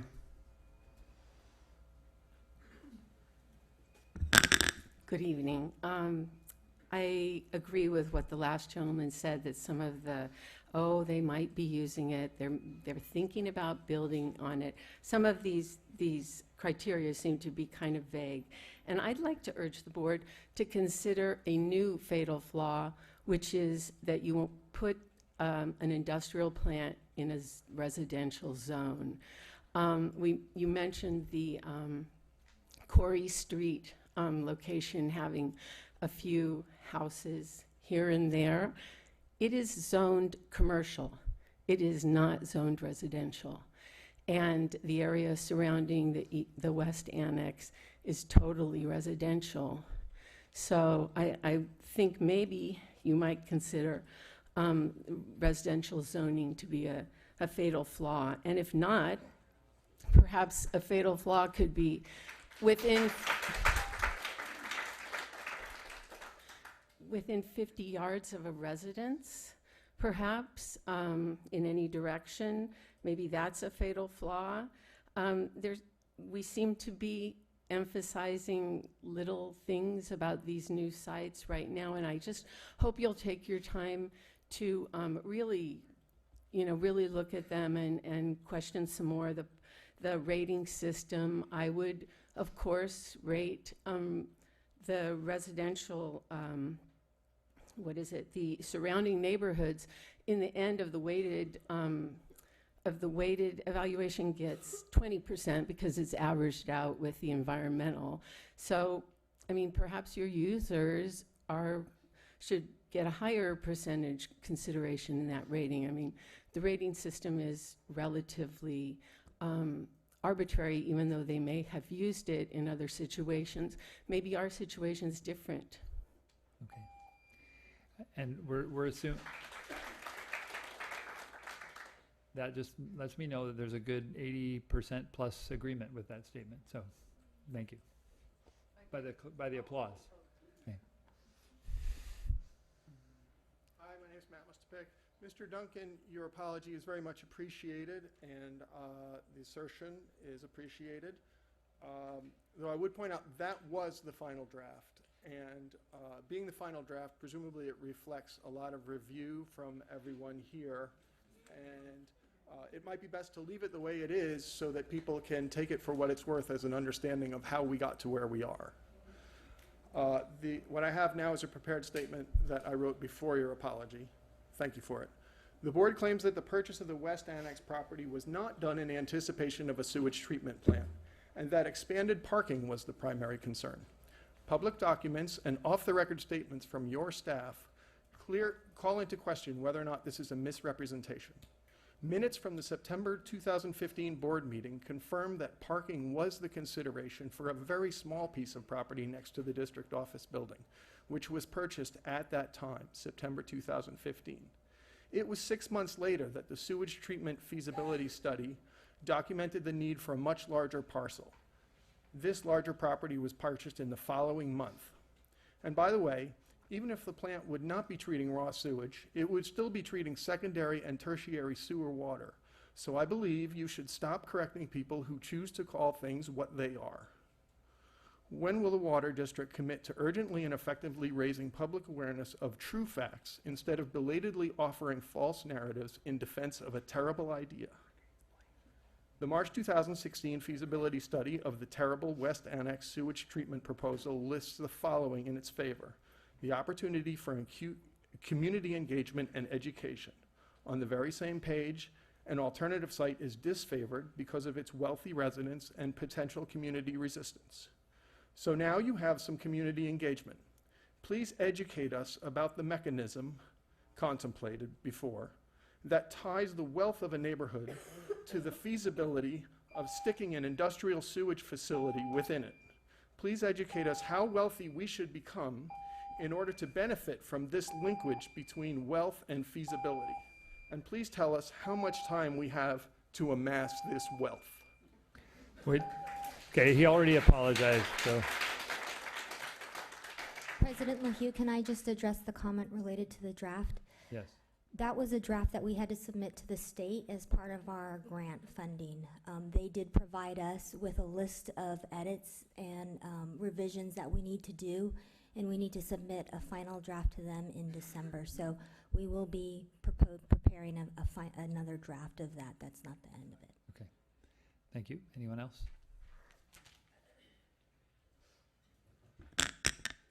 Sorry, I'm so short. These are some legal points for your consideration provided by my attorney. Her expertise is in environmental law, environmental toxicology, land use, and water rights. To state that the implementation of the MBR or AWPF being proposed at the West Annex sites would not result in a construction of a wastewater treatment plant is misleading and disingenuous. Even treating secondary effluent requires multiple operational steps and equipment, including ultrafiltration, reverse osmosis, ultraviolet oxidation. The feasibility study includes potential layout of these alternatives, which clearly shows large chemical storage areas, which indicates the industrial nature of these operations. Even if the raw sewage is secondarily treated by an AWPF, the treated water is not pure or clean, though some heavy metals may be removed. Coupled with a disinfection step, substantial but not complete removal of bacteria and virus may occur. Unregulated, unmonitored constituents stemming from pharmaceuticals, personal care products, consumer chemicals, coatings, flame retardants, and others may still remain despite the secondary treatment. Allowing for this type of raw sewage or even secondary treated sewage to enter the treatment plant in a residential neighborhood could be potentially disastrous should there be accidental toxic waste releases from the plant, its pumps, or its lines due to a failure, earthquake, or flooding. On March 7th, the board voted to remove the MBR for the draft EIR. However, until such time that the board permanently removes the MBR from further consideration, the residents must continue to oppose this MBR alternative as well as any AWPF at our West Annex sites. Thank you.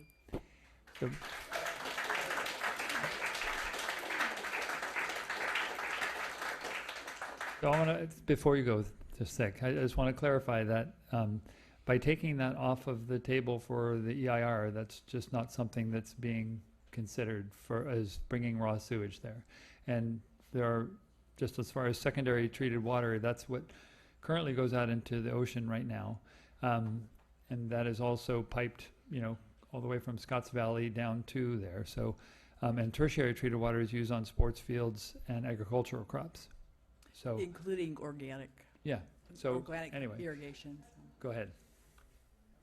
Very good. I have not been attending all the meetings. I'm not up to date on everything, but I'm very concerned what I read in the newspaper about interactions with the city of Santa Cruz and collaboration there.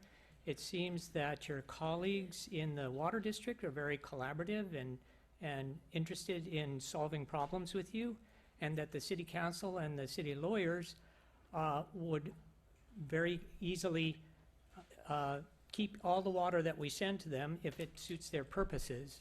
And given the history that we've had of trying to collaborate with them on the desal project and then having that trashed, I would strongly suggest that we figure out a way to treat the water ourselves and not send it to Santa Cruz and depend on them sending it back to us. And along that, in looking for a place to do that, a question would be, could we do that at the lift station? There's the Sutter Sleep Center down there. Could we offer the property at the West Annex for them to build a sleep center, which would not be industrial, which would have people coming at the evening, would not have high traffic, and then build a raw wastewater treatment center at the lift station, improve the odor that everybody's been complaining about that's there already. Thank you very much.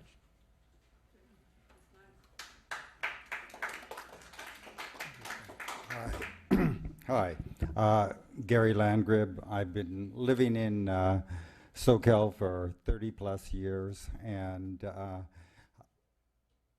I'm just really concerned about, I mean, I saw those slides go by. I didn't see the, your station, the one that, your station, the Soquel District Water District station there, as it came up, and the densely populated area that I walk through every day. You know, every one of those little streets that I walk past, you know, these little alleyways have 6 to 8 homes that are just tightly, you know, woven in there. And I saw numerous properties that were, you know, pointed out. I mean, I do see that there's a reason for this, you know, along with catchment as being another possibility. But, and I'll... You've still got a minute. Yeah, but the long and the short of it is that I didn't see, I mean, I see so many alternatives to the one that sits right over here in the middle of this residential neighborhood, densely residential, that seem much more feasible. And I'm certainly hoping you're going to take a look at those and come back to us with something. Okay. That's pretty much it. Thank you.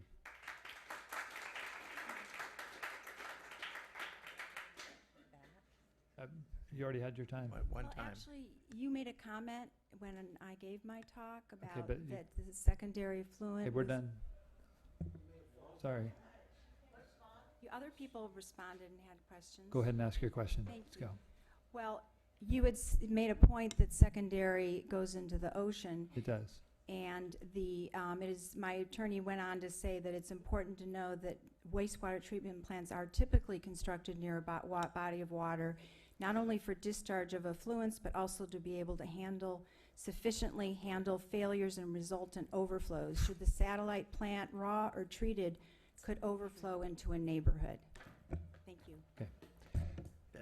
All right, anyone else have comments that has not spoken on this item? Look, we're not gonna, The you had your 2 bottom line minutes. is, Sorry, we're done. Sorry, any other it was comments? relevant to her point in your response? And We're not also gonna to the keep new going on points. responding to everybody's comments. We're done, sorry. Thank you. Well, may I add that No, L'Aquifer sorry, doesn't pollute, that's it. and it saves Please millions of dollars. sit down, Colonel. It's a ripoff. Colonel, sit down. You're Please sit engaged in a down. ripoff of your rate. Please sit down. Thank you. Is there anyone else that wishes to speak on this item? Okay. That is it for public comment on that item? Oh, If I understand correctly, are the other sites having the environmental study done to them, or is it only our site on Soquel and Capitola Road that's having an environmental report? so currently there are 2 sites that are being included in the environmental impact report, and the decision tonight is to decide whether to add some more. Great, thanks. Okay, thank you. That answered my question. So, I'm a civil engineer, and I've been working in sewage field for a long time, and treatment plants are placed at the lowest place because people use gravity to get the sewage there. And it's not because of spills going into residential neighborhoods or not. And that's, if anything, the state would not let us do that now at the ocean. You can't make a sewage treatment plant, a new one, right on the ocean like we have now. So any just a thoughts on? correction of facts. Any comments on the sites and whether to include them in the EIR? That's our decision-making today. I'm not ready to make a decision on that. Whether to include them? Yeah, what I'd like to do is form a subcommittee and have them thoroughly That's a vet good all the idea. sites and report back to us. It's a great idea. Yeah. Yeah, I 'Cause there's just so much detail. I know, I feel like there's still unknown pieces of information on even those 4. Well, yeah, because I'd like to add, that why can't we eminent domain Honda dealerships property? Well, they're not in our district really. They're outside of the district. So we have some limitations because we are a water district, not the county or the state. We don't have those, infinite powers to grab people's property. But, As far as the but are you ready? proposal. Are you ready to? No, I'm ready to second your motion. Wait. I like Okay. that one. Yeah. Okay. May I add to that for consideration? So staff has contemplated this and was thinking also along the lines of maybe appointing 2 board members to work with staff Yes. in order to further evaluate, because those sites we don't know if they're available, some of the sites that rose to the top, and there may be Right. other issues, so. And there could Okay. be others. So was that a motion? That's a motion. Okay, to have a subcommittee of 2 to meet with staff and work on so, I'll second it. okay, it's been moved and seconded. And then as far as people, Well, Daniel's not here, so he's on. well, I was thinking honestly that possibly, with I know you're going civil- to look at me. I'm sorry, but, you've had a lot of experience with siting facilities and dealing with wastewater Planning and issues and planning wastewater So issues, if you'd be and willing, that would be, I am willing. okay. And then anyone else? I'll work with Rochelle then. Huh? I'll work with Rochelle. Okay, so in that motion, will you Yeah, I'll include that Director Christensen and Dr. Lather, and Director Lather? definitely. Yeah, thank you for doing that. Okay, all in favor? Aye. Aye, And I'll help Opposed? any way. right. Yeah, all no, willing to help. I still think this will be more of a collaborative effort because the information will come from all kinds of, information will come from all kinds of. And it is an important decision, sources. for sure. So, thank you. So the next item is just receive and approve draft memorandum with the city of Santa Cruz related to getting tertiary or secondary water. Right, and so there's a little change in the motion. So as I mentioned, we talk regularly with our Santa Cruz counterparts, and so I talked with the water director there today, and it was brought to the Water Commission last night, and she informed me that it was well received, although they did have some comments. They're in agreement with it, the need for it, and what it says. However, they did suggest some additional language, which they need to go back and work on. And they thought that getting source water needed, we've talked about a 35-year agreement for that, but the preliminary MOU needed a sunset date of, so many years or something. They just felt uncomfortable with it being potentially floating out there in the ether. So what we're recommending, and it still needs to go to the Public Works Department at Santa Cruz too. We wanted them to have a chance to review it. So is that the board if they have any additional input, go ahead and provide us that now. Then we'll work with our city, Santa Cruz counterparts, incorporate their comments, and then bring it back for adoption. So tonight what we're really asking for is if you have any additional, I have received some comments separately from a couple of you, and that's been incorporated along with, various legal counsels and other people. And then that would come back to us? And it would come back to you, yes, if Okay. you have any additional. All This right. is the second time that it's been brought up. Okay, and so I'll ask first, before the board, I'll see if anyone in the public has any suggestions on this agreement. Yeah. And Or to comment. be clear, because I didn't go through the memo, the agreement is about receiving secondary or tertiary treated water from the city of Santa Cruz and brought back to the facility where it ever may be Right. sited. Okay. Okay, so, seeing. Yes, go for it. I just would like some clarification, trying to understand this. I don't, let's see what page, there's not a page number on this. It says here, whereas, as described in the NOPIS, the district is considering 3 options and 2 potential locations for treatment. And option 3 is the development of a membrane bioreactor plus can be an taken AWPF at the West Annex site for treatment of raw wastewater from the Santa Cruz County Sanitation Department. And then after, down to the 3rd, whereas it's in order to eliminate option 3 as described above for further analysis due to potential siting challenge, the district requires certain assurance from the city of that wastewater effluent.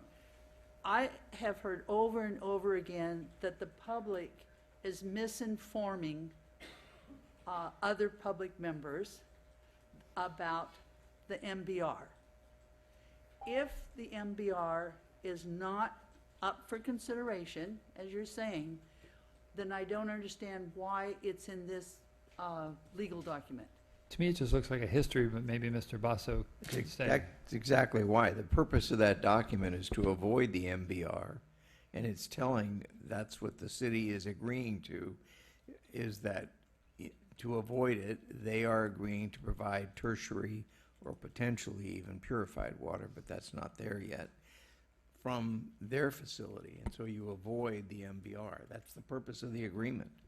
So the whereases were just to kind of say, this is what happened This first. is the history. This This is what is happened why. second. Then we decided not to go for that. So I think, So you're definitely saying that under no circumstances an MBR will not be built anywhere on West Annex site? Is that what you're saying? we're not even having it in the EIR. No, I know it's not in the EIR. It's never been in the EIR. No, it has. Oh, yeah. No. It was in, excuse me, I don't want to get into a back and forth. Okay, So no, I don't want either. I just I just need to know that this means in here that it's not going to be anywhere considered. This document means that we only want secondary or tertiary treated water, and they are agreeing to give us that. Exactly what we're asking for.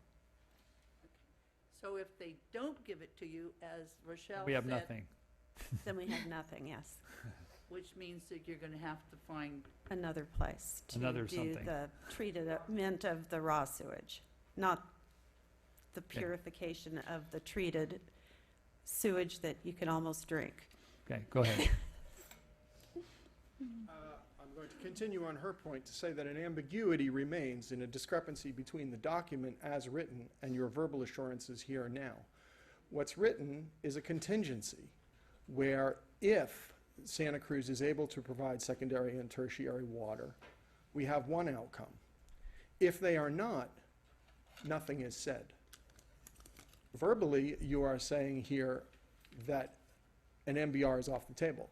That has not been put in writing yet. It was a motion on March 7th. Well, Yeah, yeah, I we have to had No, we disagree just- with that. we We did. voted It on is that. in writing. We voted on that on March 7th, so, Yes, we Yes, did. we did. excuse me, we did. Okay, is there some document we can see? Ed, you can look at the minutes, and then we'll move on. okay? minutes. Okay, thank Okay. you. Thank you. Okay, Sorry, I misbehaved. I'm okay, sorry. so, So just looking for any direction, if you have any additional comment wording. from the directors on the agreement? It's going to come back to us, right? Come back to Right. us, It's it's gonna just come any back. suggestions now. So as I understand it, there's benefits also to the city if the water is used for purification? Yeah, there's benefits on multiple levels. First and foremost is that we're working on as jointly in the Mid-County Groundwater Agency to solve the problem, which they pump a little bit from. Number two, if we do recharge the aquifer and we're constantly recharging it with a reliable source like the average of 8 million gallons a day that now goes out to the ocean of the secondary treated effluent, if we're using 20% of that or so as we're evaluating, then the potential is if we're constantly recharging there, we might be able to give some water back eventually to the city of Santa Cruz versus if we just took river water, which we hope to do too, and loop pump or some other thing. The other advantage is I know that Senator Hertzberg has put up a couple times, and we hear it's coming back, a law to minimize the amount of fluent that can go out to the ocean. The state of Florida already has legislation like that in place. So they may, agencies like this, as Director Lather was talking about, they may have to minimize and cut back on the fluent that they're now sent out to the ocean. So I'd like to see some whereases, or whereas, a whereas or two Okay. for Benefits. don't use the plural. Sorry, you A made me whereas or snort. two, reflecting that there's a benefit for the city as well. Okay. Yes, there is.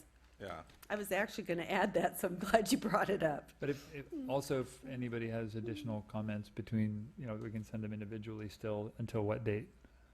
I'd like to add one of the reasons that Santa Cruz is also entertaining an idea about that is that they're interested in producing tertiary water possibly, if they can, to use it for irrigation purposes to water our soccer fields and things like that. It's purified water that's legal for irrigating fields and crops, and including organic crops. So there is a potential strong benefit for them, that they could use that tertiary treated water themselves.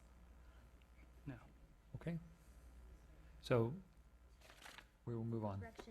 Great. Okay. All right. That is it for anything related to Pure Water Soquel. You guys are all welcome to stay. But so the next was 6.4, 2017 Water Shortage Stage and Curtailment Target Declaration. Need just a minute here. No worries.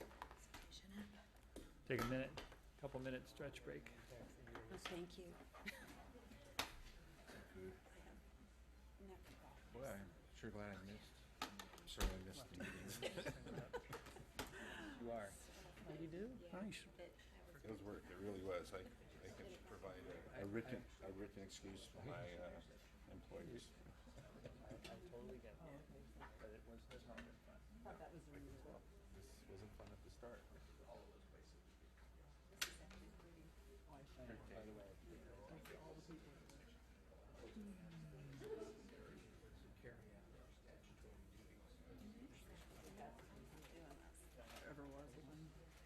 I have kids, I have life. even though those other properties are not in the water district, you could.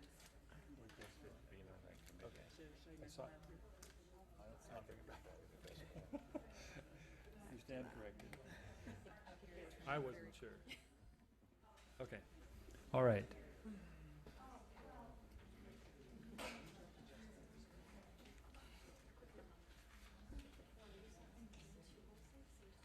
Great idea, Beth. Jessica's got to reach her. Press time. Cut to the chase. No.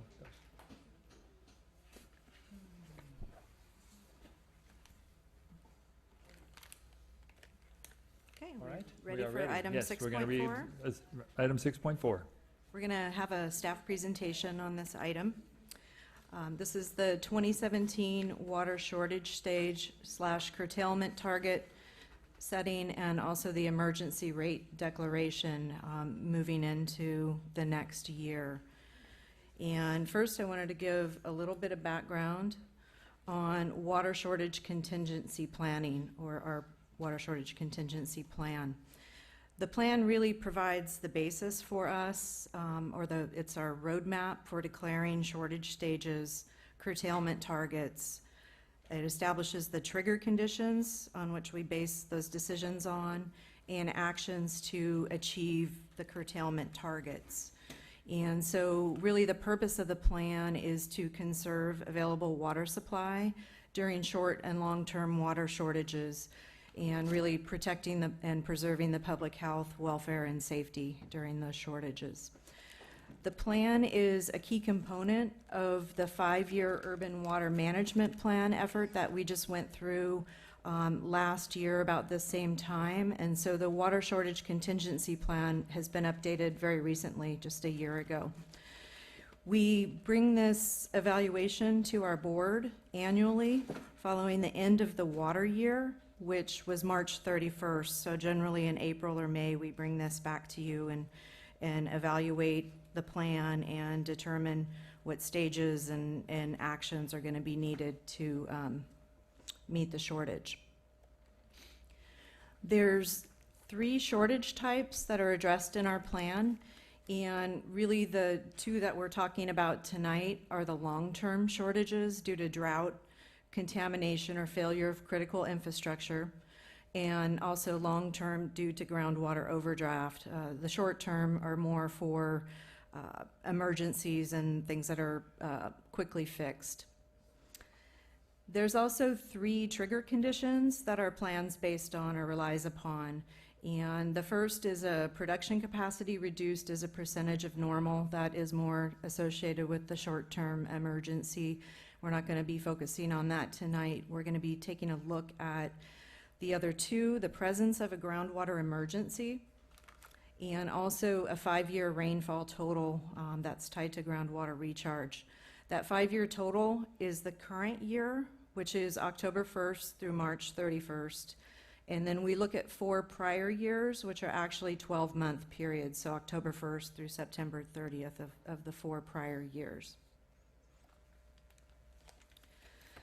The plan has essentially 6 stages, the first being really no shortage stage, but our baseline conservation efforts that are always in effect. And so that includes enforcing our water waste prohibition ordinance and really eliminating water waste. And then the rest of the 5 vary. So stage 1 is the first alert, and that's really a 5% curtailment. And when I list the curtailments, that's in relation to our 2013 production levels, 2013 being our baseline year before the most serious part of the drought really got underway. Stage 2 is a 15% curtailment. Stage 3 is an emergency water shortage, 25% curtailment. And then 4 and 5 really ramp up to 35 and 50% respectively. So those are very serious events, and we've never been there. So I wanted to give you a little bit of history of where we've been in the last 5 years. We've been in some form of shortage stage, starting in 2012, and then the last 3 years have been a stage 3 with a 25% curtailment. I'd like to mention that last year we came based on the rainfall criteria, we came within an inch of declaring a stage 4, so it was real iffy last year based on that criteria alone.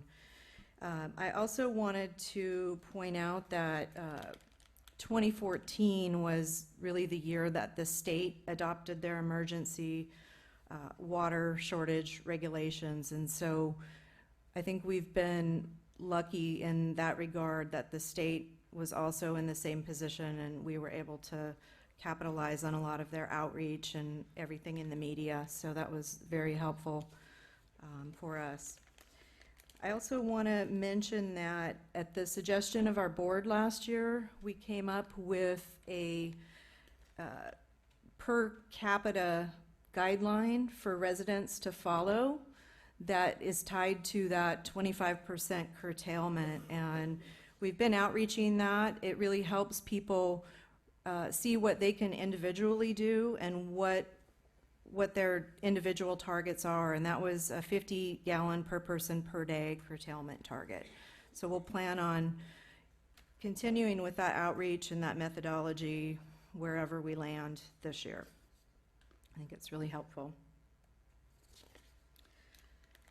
We have also been operating under stage 3 water emergency rates.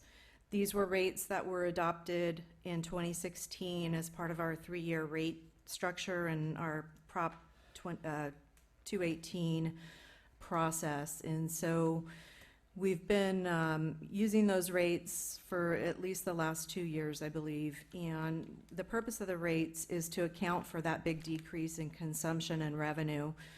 Revenues make up basically 100% of our, 100% of our revenues come from rates is the best way to say that. And so it's really important that we have a mechanism in place to compensate for those big drops in revenue. It really doesn't, our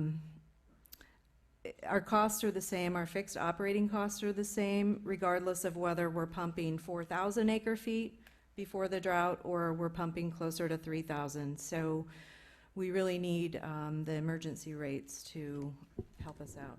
I will add that not only the decrease in consumption, but there's also a increase in outreach and conservation activities, which is also needs additional funding. Yeah, thank you. Is That's accounted for. very true.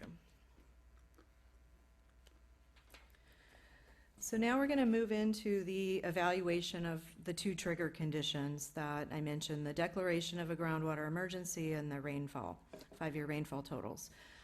So in 2014, our board declared a groundwater emergency due to overdraft and seawater intrusion, and that declaration was based on a peer review by an independent hydrogeologist who essentially confirmed our hydrogeologist's assumptions about the basin and the overdraft and the seawater intrusion. We also, I think as mentioned earlier in the evening, we've been designated as a critically overdrafted basin by the State Department of Water Resources.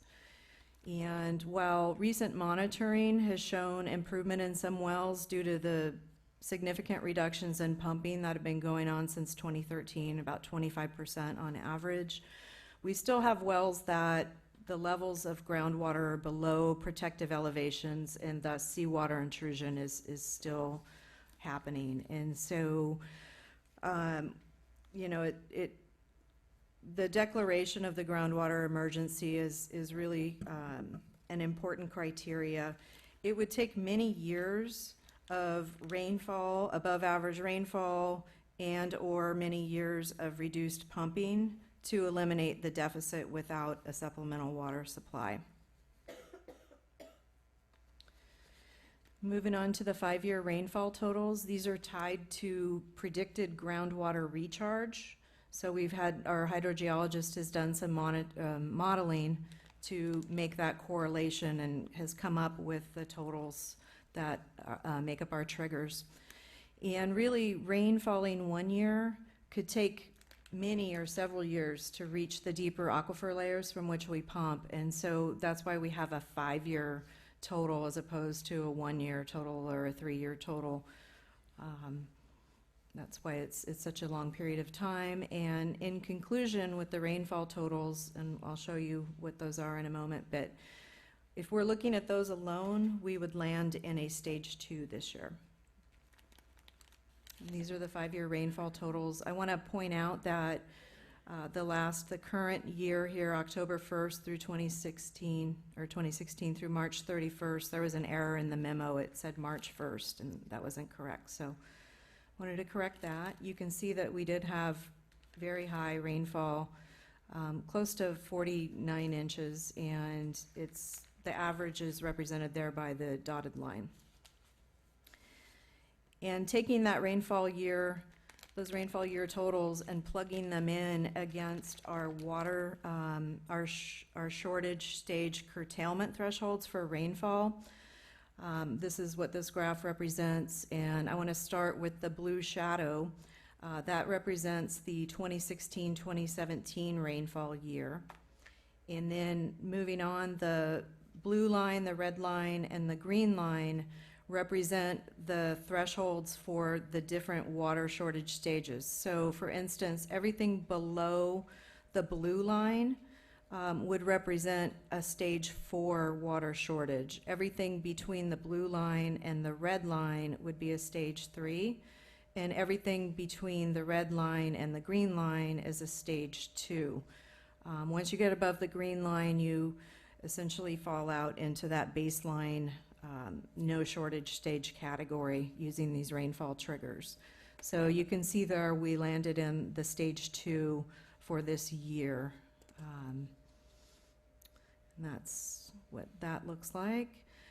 Wanted to just summarize. So based on the groundwater emergency declaration trigger condition, there's basis for the board to declare a continued stage 3 25% curtailment. Based on the 5-year rainfall trigger condition, there's basis for declaring a stage 2 15% curtailment shortage stage. And so moving on, we have some board actions. We'd like you to consider declaring a shortage stage and curtailment target and adopting emergency rates to correspond with that for the coming year, 2017-2018. And to that effect, we have a resolution 1705 that would replace 1505.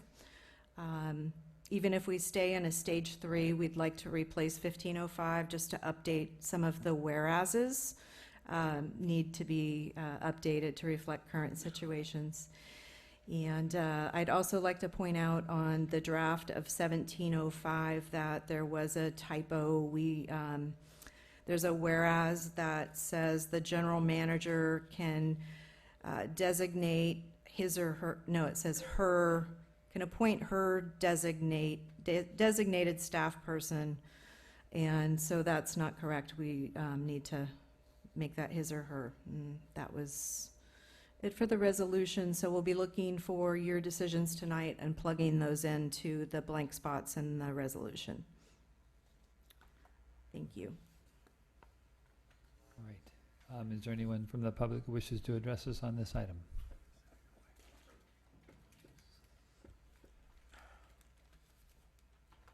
Real quick, my name is Larry Freeman. I did write a letter to the board. You probably read it. I just really think it's important to stay with the stage 3. The only criteria that I can see that is sort of meeting that now is just the rainfall. Rainfall alone isn't the only deciding factor.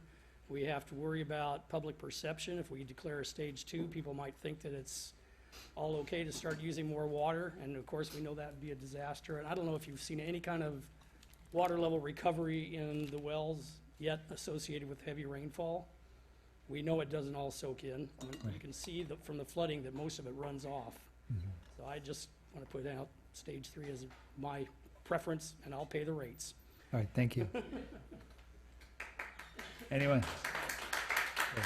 Anyone else? All right, seeing none. Any board comment? Well, I agree with Larry. Okay. I also believe that the trends that we see in the short term don't mean anything when it comes to long term. As a society, we only have like 100 years of true information, and maybe not all of it's all that true. And so 3 years of showing a trend going up doesn't mean anything. Next year, we could have no water again. Right. And I'll add just that still there are 5 wells that are not reaching protective levels. And I think what we want to do is develop even better criteria for making these decisions. That we improved it a lot from the way it was originally, which was based on surface water. So this was better, but it's still just trying to make an estimation. And we still have, like I said, we're below protective levels. Carla, I know you had something. Oh, yeah, I just wanted to, since Dr. Daniels isn't here, to just paraphrase his research. He studied hydroclimatology at UCSC, and he studied our aquifer and our the regional rain system, and he confirmed, or he modeled the whole, as far as he could, the rainfall and its impact on our aquifer, and projected that really this year, the 2016-17, is the only year that would result in significant recharge of the aquifer, and that is really the criterion of which we would judge whether our aquifer is recovering. So we have 1 year out of the 6, and even though last year was a slightly above average rainfall, it probably didn't result in a significant recharge in his, according to his research. So I would say that, yeah, we need to come up with a different system, and until we do, we need to be extremely cautious about decisions we make about what stage of emergency we are in. And I'd say that Governor Brown also made a comment about that he was referring to surface waters and snowpack as, yes, the drought was broken because of a amazingly significant snowpack, but it also, that kind of catastrophic rainfall is what we experienced here, and we couldn't wish that for the next 20 years while we try to replenish the aquifer by rainfall. So I'd say we need to be very cautious in changing what our decisions. So so we have an imperfect system, better than what it used to be. So what allows us to say it's stage 3, even though the rainfall is not at the stage 3 level? The groundwater emergency for Groundwater emergency, so that's part of it's written in there, or is it? Yes. Okay. Well, then, I think that's the prudent thing to do. And so, I'll make the motion. Okay. That we stay at stage 3, based on the groundwater emergency, I'll second it. and the 5 of 13 protective wells being, coastal wells being below protective levels. So the first motion, which includes the rates as well. Yes. Okay. And Rochelle seconded. okay. So all in favor? Aye. Aye. Aye. Opposed? That motion carries, and then there's a resolution. Just to, just to update the resolution, I Update, should say. yeah, I'll make that motion too. Okay, I'll second. And that's by a roll call vote? Yep. Director Lather? Yes. Director Jaffe? Yes. Director Christensen? Yes. President LaHue? Yes. All right, then. And I'd like to make another motion, Yes, sir. and then this is at the discretion of staff, and I'm sure you're thinking about it as well, is at an appropriate date, please bring back a improved method of determining what the stages are. I'm sure you've thought about that. We're looking I had brought at that up a couple when the groundwater modeling is completed and having that makes hydrometrics sense. do that work for us. That makes sense.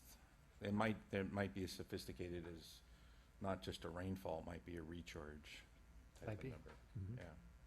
And I want to push once again the idea for education purposes of having like a thermometer or something outside the district showing what we think our deficit is, just to show how much we have to make up. Well, he made a motion, and Yeah. I will second it, that it, at the appropriate time, that we Yes, bring we don't wanna- that, there's lots on your a better plate. system back, which I've asked for a couple times lately, so it's fine to have it as a motion. All in favor? Aye. Aye. Aye. Opposed? All right, thank you. Good. The next item is item 6.5, the evaluation of a flushing machine. Hi, good evening. Tonight, as part of our ongoing effort to locate offset generating projects for the WDO program, I will briefly go over the potential water savings and costs associated with the Camel 1200 wastewater recycling system, which was brought to our attention as a potential project by Director Lather. This truck-mounted recycling system saves water by cleaning sections of sewer pipe with recycled water instead of potable water. It's similar in concept to saving water with the no-does flushing truck that the district has now. The Santa Cruz County Sanitation District maintains the sewer system in our area and currently cleans the pipes regularly by jetting water through them at high velocity using a special truck that has a water tank. A truck equipped with a water recycling system such as the Camel 1200 could save water in this process by capturing the water that runs through the pipe, cleaning it, and reusing it for the next section. So if we used water demand offset funds to replace one of the sanitation district's current trucks with a truck with a recycling capability, it could cut down the amount of potable water that's used for this purpose. So to calculate just how much water could be saved, we spoke with Sean Mathis, who's a supervisor at the sanitation district, to give estimates on how much water is used in our service area yearly on this flushing. And using information he provided to us, we calculated that under an acre-foot of water could be saved per year if we replaced one of their trucks with the recycling truck. And the savings are low because the flushing is not done in our area every day, and the overall amount of water used is relatively small. And we still had to account for the truck being filled occasionally for the first flush. Then we roughly estimated the cost by looking at RFQs from other agencies. And using these two estimates, we calculated a cost per acre foot of $453,000 per acre foot, which is well above our current threshold of $55,000. And when doing our analysis, we also considered that because the sanitation district serves Live Oak communities and areas of Capitola that are outside of our district, to get the maximum benefit from this machine, we'd have to have some sort of contract with them to use the truck exclusively in our area for the life of the system. And because it wouldn't be ours to operate and we couldn't guarantee adherence to this rule, we consider the permanence of this project to be lower than ideal. So with these constraints in mind, we do not feel that the project is a viable WDO project option, but if the board would like us to go beyond our initial analysis and explore it further, we've included that as a possible board action. And as a last note, we'd just like to thank Director Lather for bringing us this idea and to reiterate that we're always open to investigating new project ideas and investigating ways to improve the WDO program. Thanks. I'm full of ideas.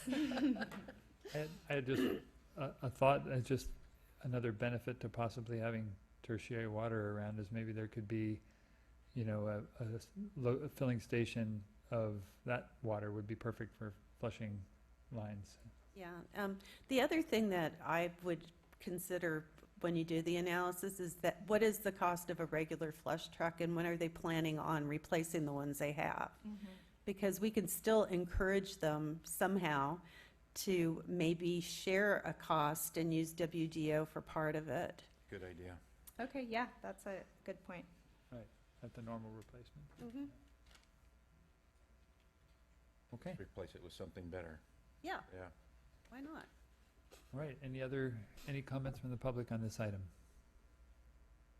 Seeing none, any, I'd like to just point out something, that I think it's kind of pertinent, that this annualized cost of around $22,000 per acre foot, the Pure Water project that we're looking at has a range, but it's in, 3,000 or under slightly, so just to put it in context. all right, any other director comments, or we move on? All right, next is Consumer Confidence Water Quality Report. Great. We have Carla with us tonight. She's our water quality guru. Christina is not available tonight, so thank you, Carla. Good evening. I'm pleased to bring to you tonight the 2016 Consumer Confidence Water Quality Report. This is a state mandated requirement for all public water systems to provide water quality data to their customers. The 2016 data is calendar year, and the state requires that it be submitted, that it be available to the customers by July 1st of the following year. So July 1st, 2017 would be our deadline.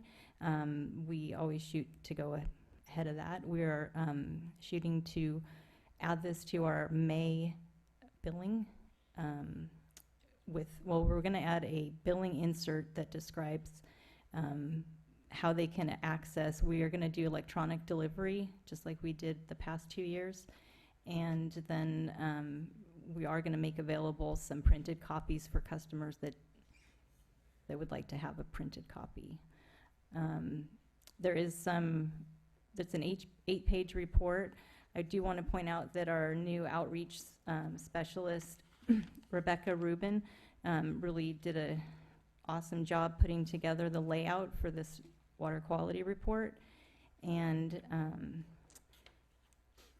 on page 7 is kind of the meat of the report itself, showing all the constituents that were detected at or above the state's detection limit for purposes of reporting. So, and then there's required language from the state that needs to be a part of each consumer confidence report.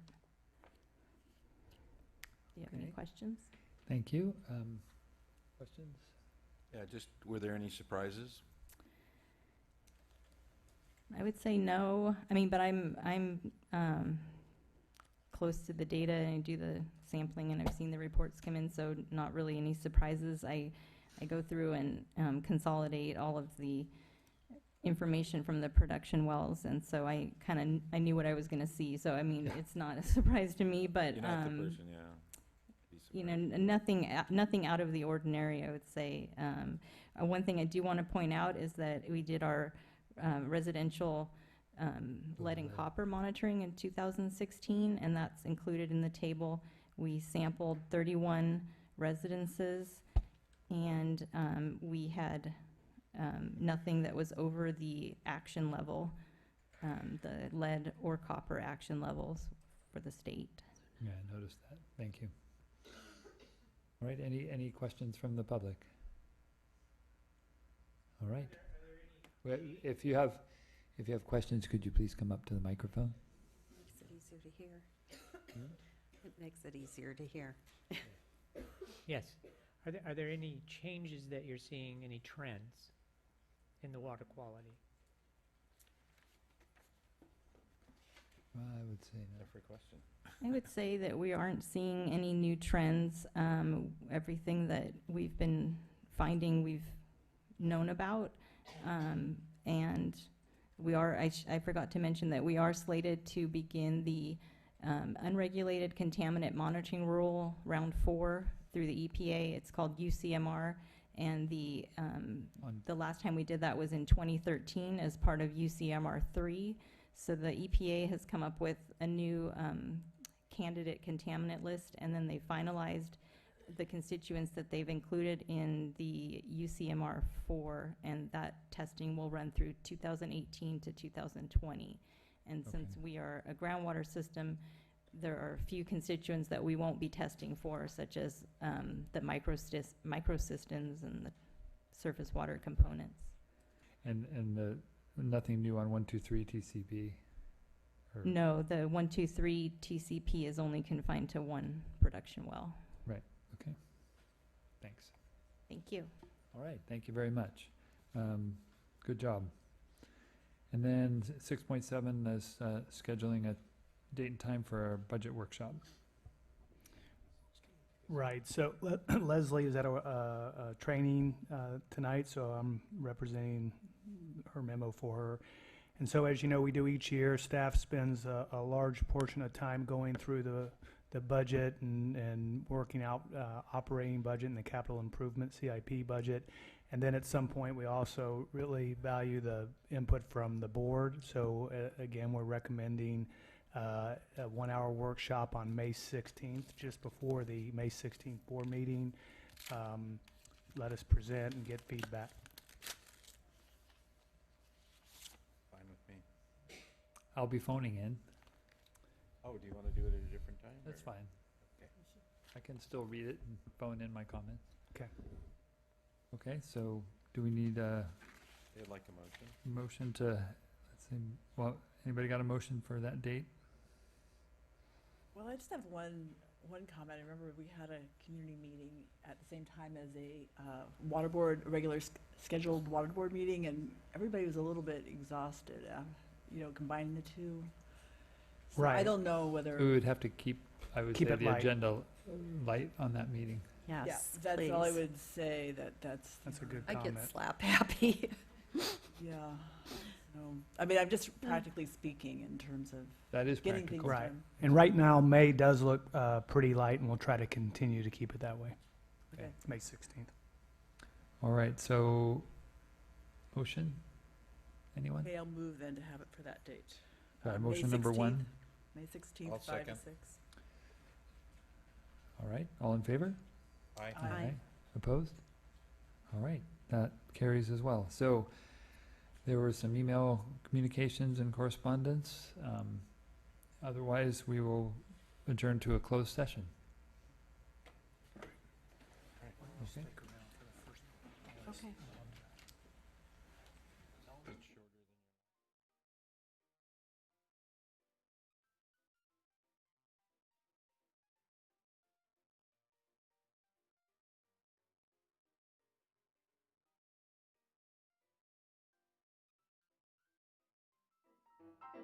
Okay.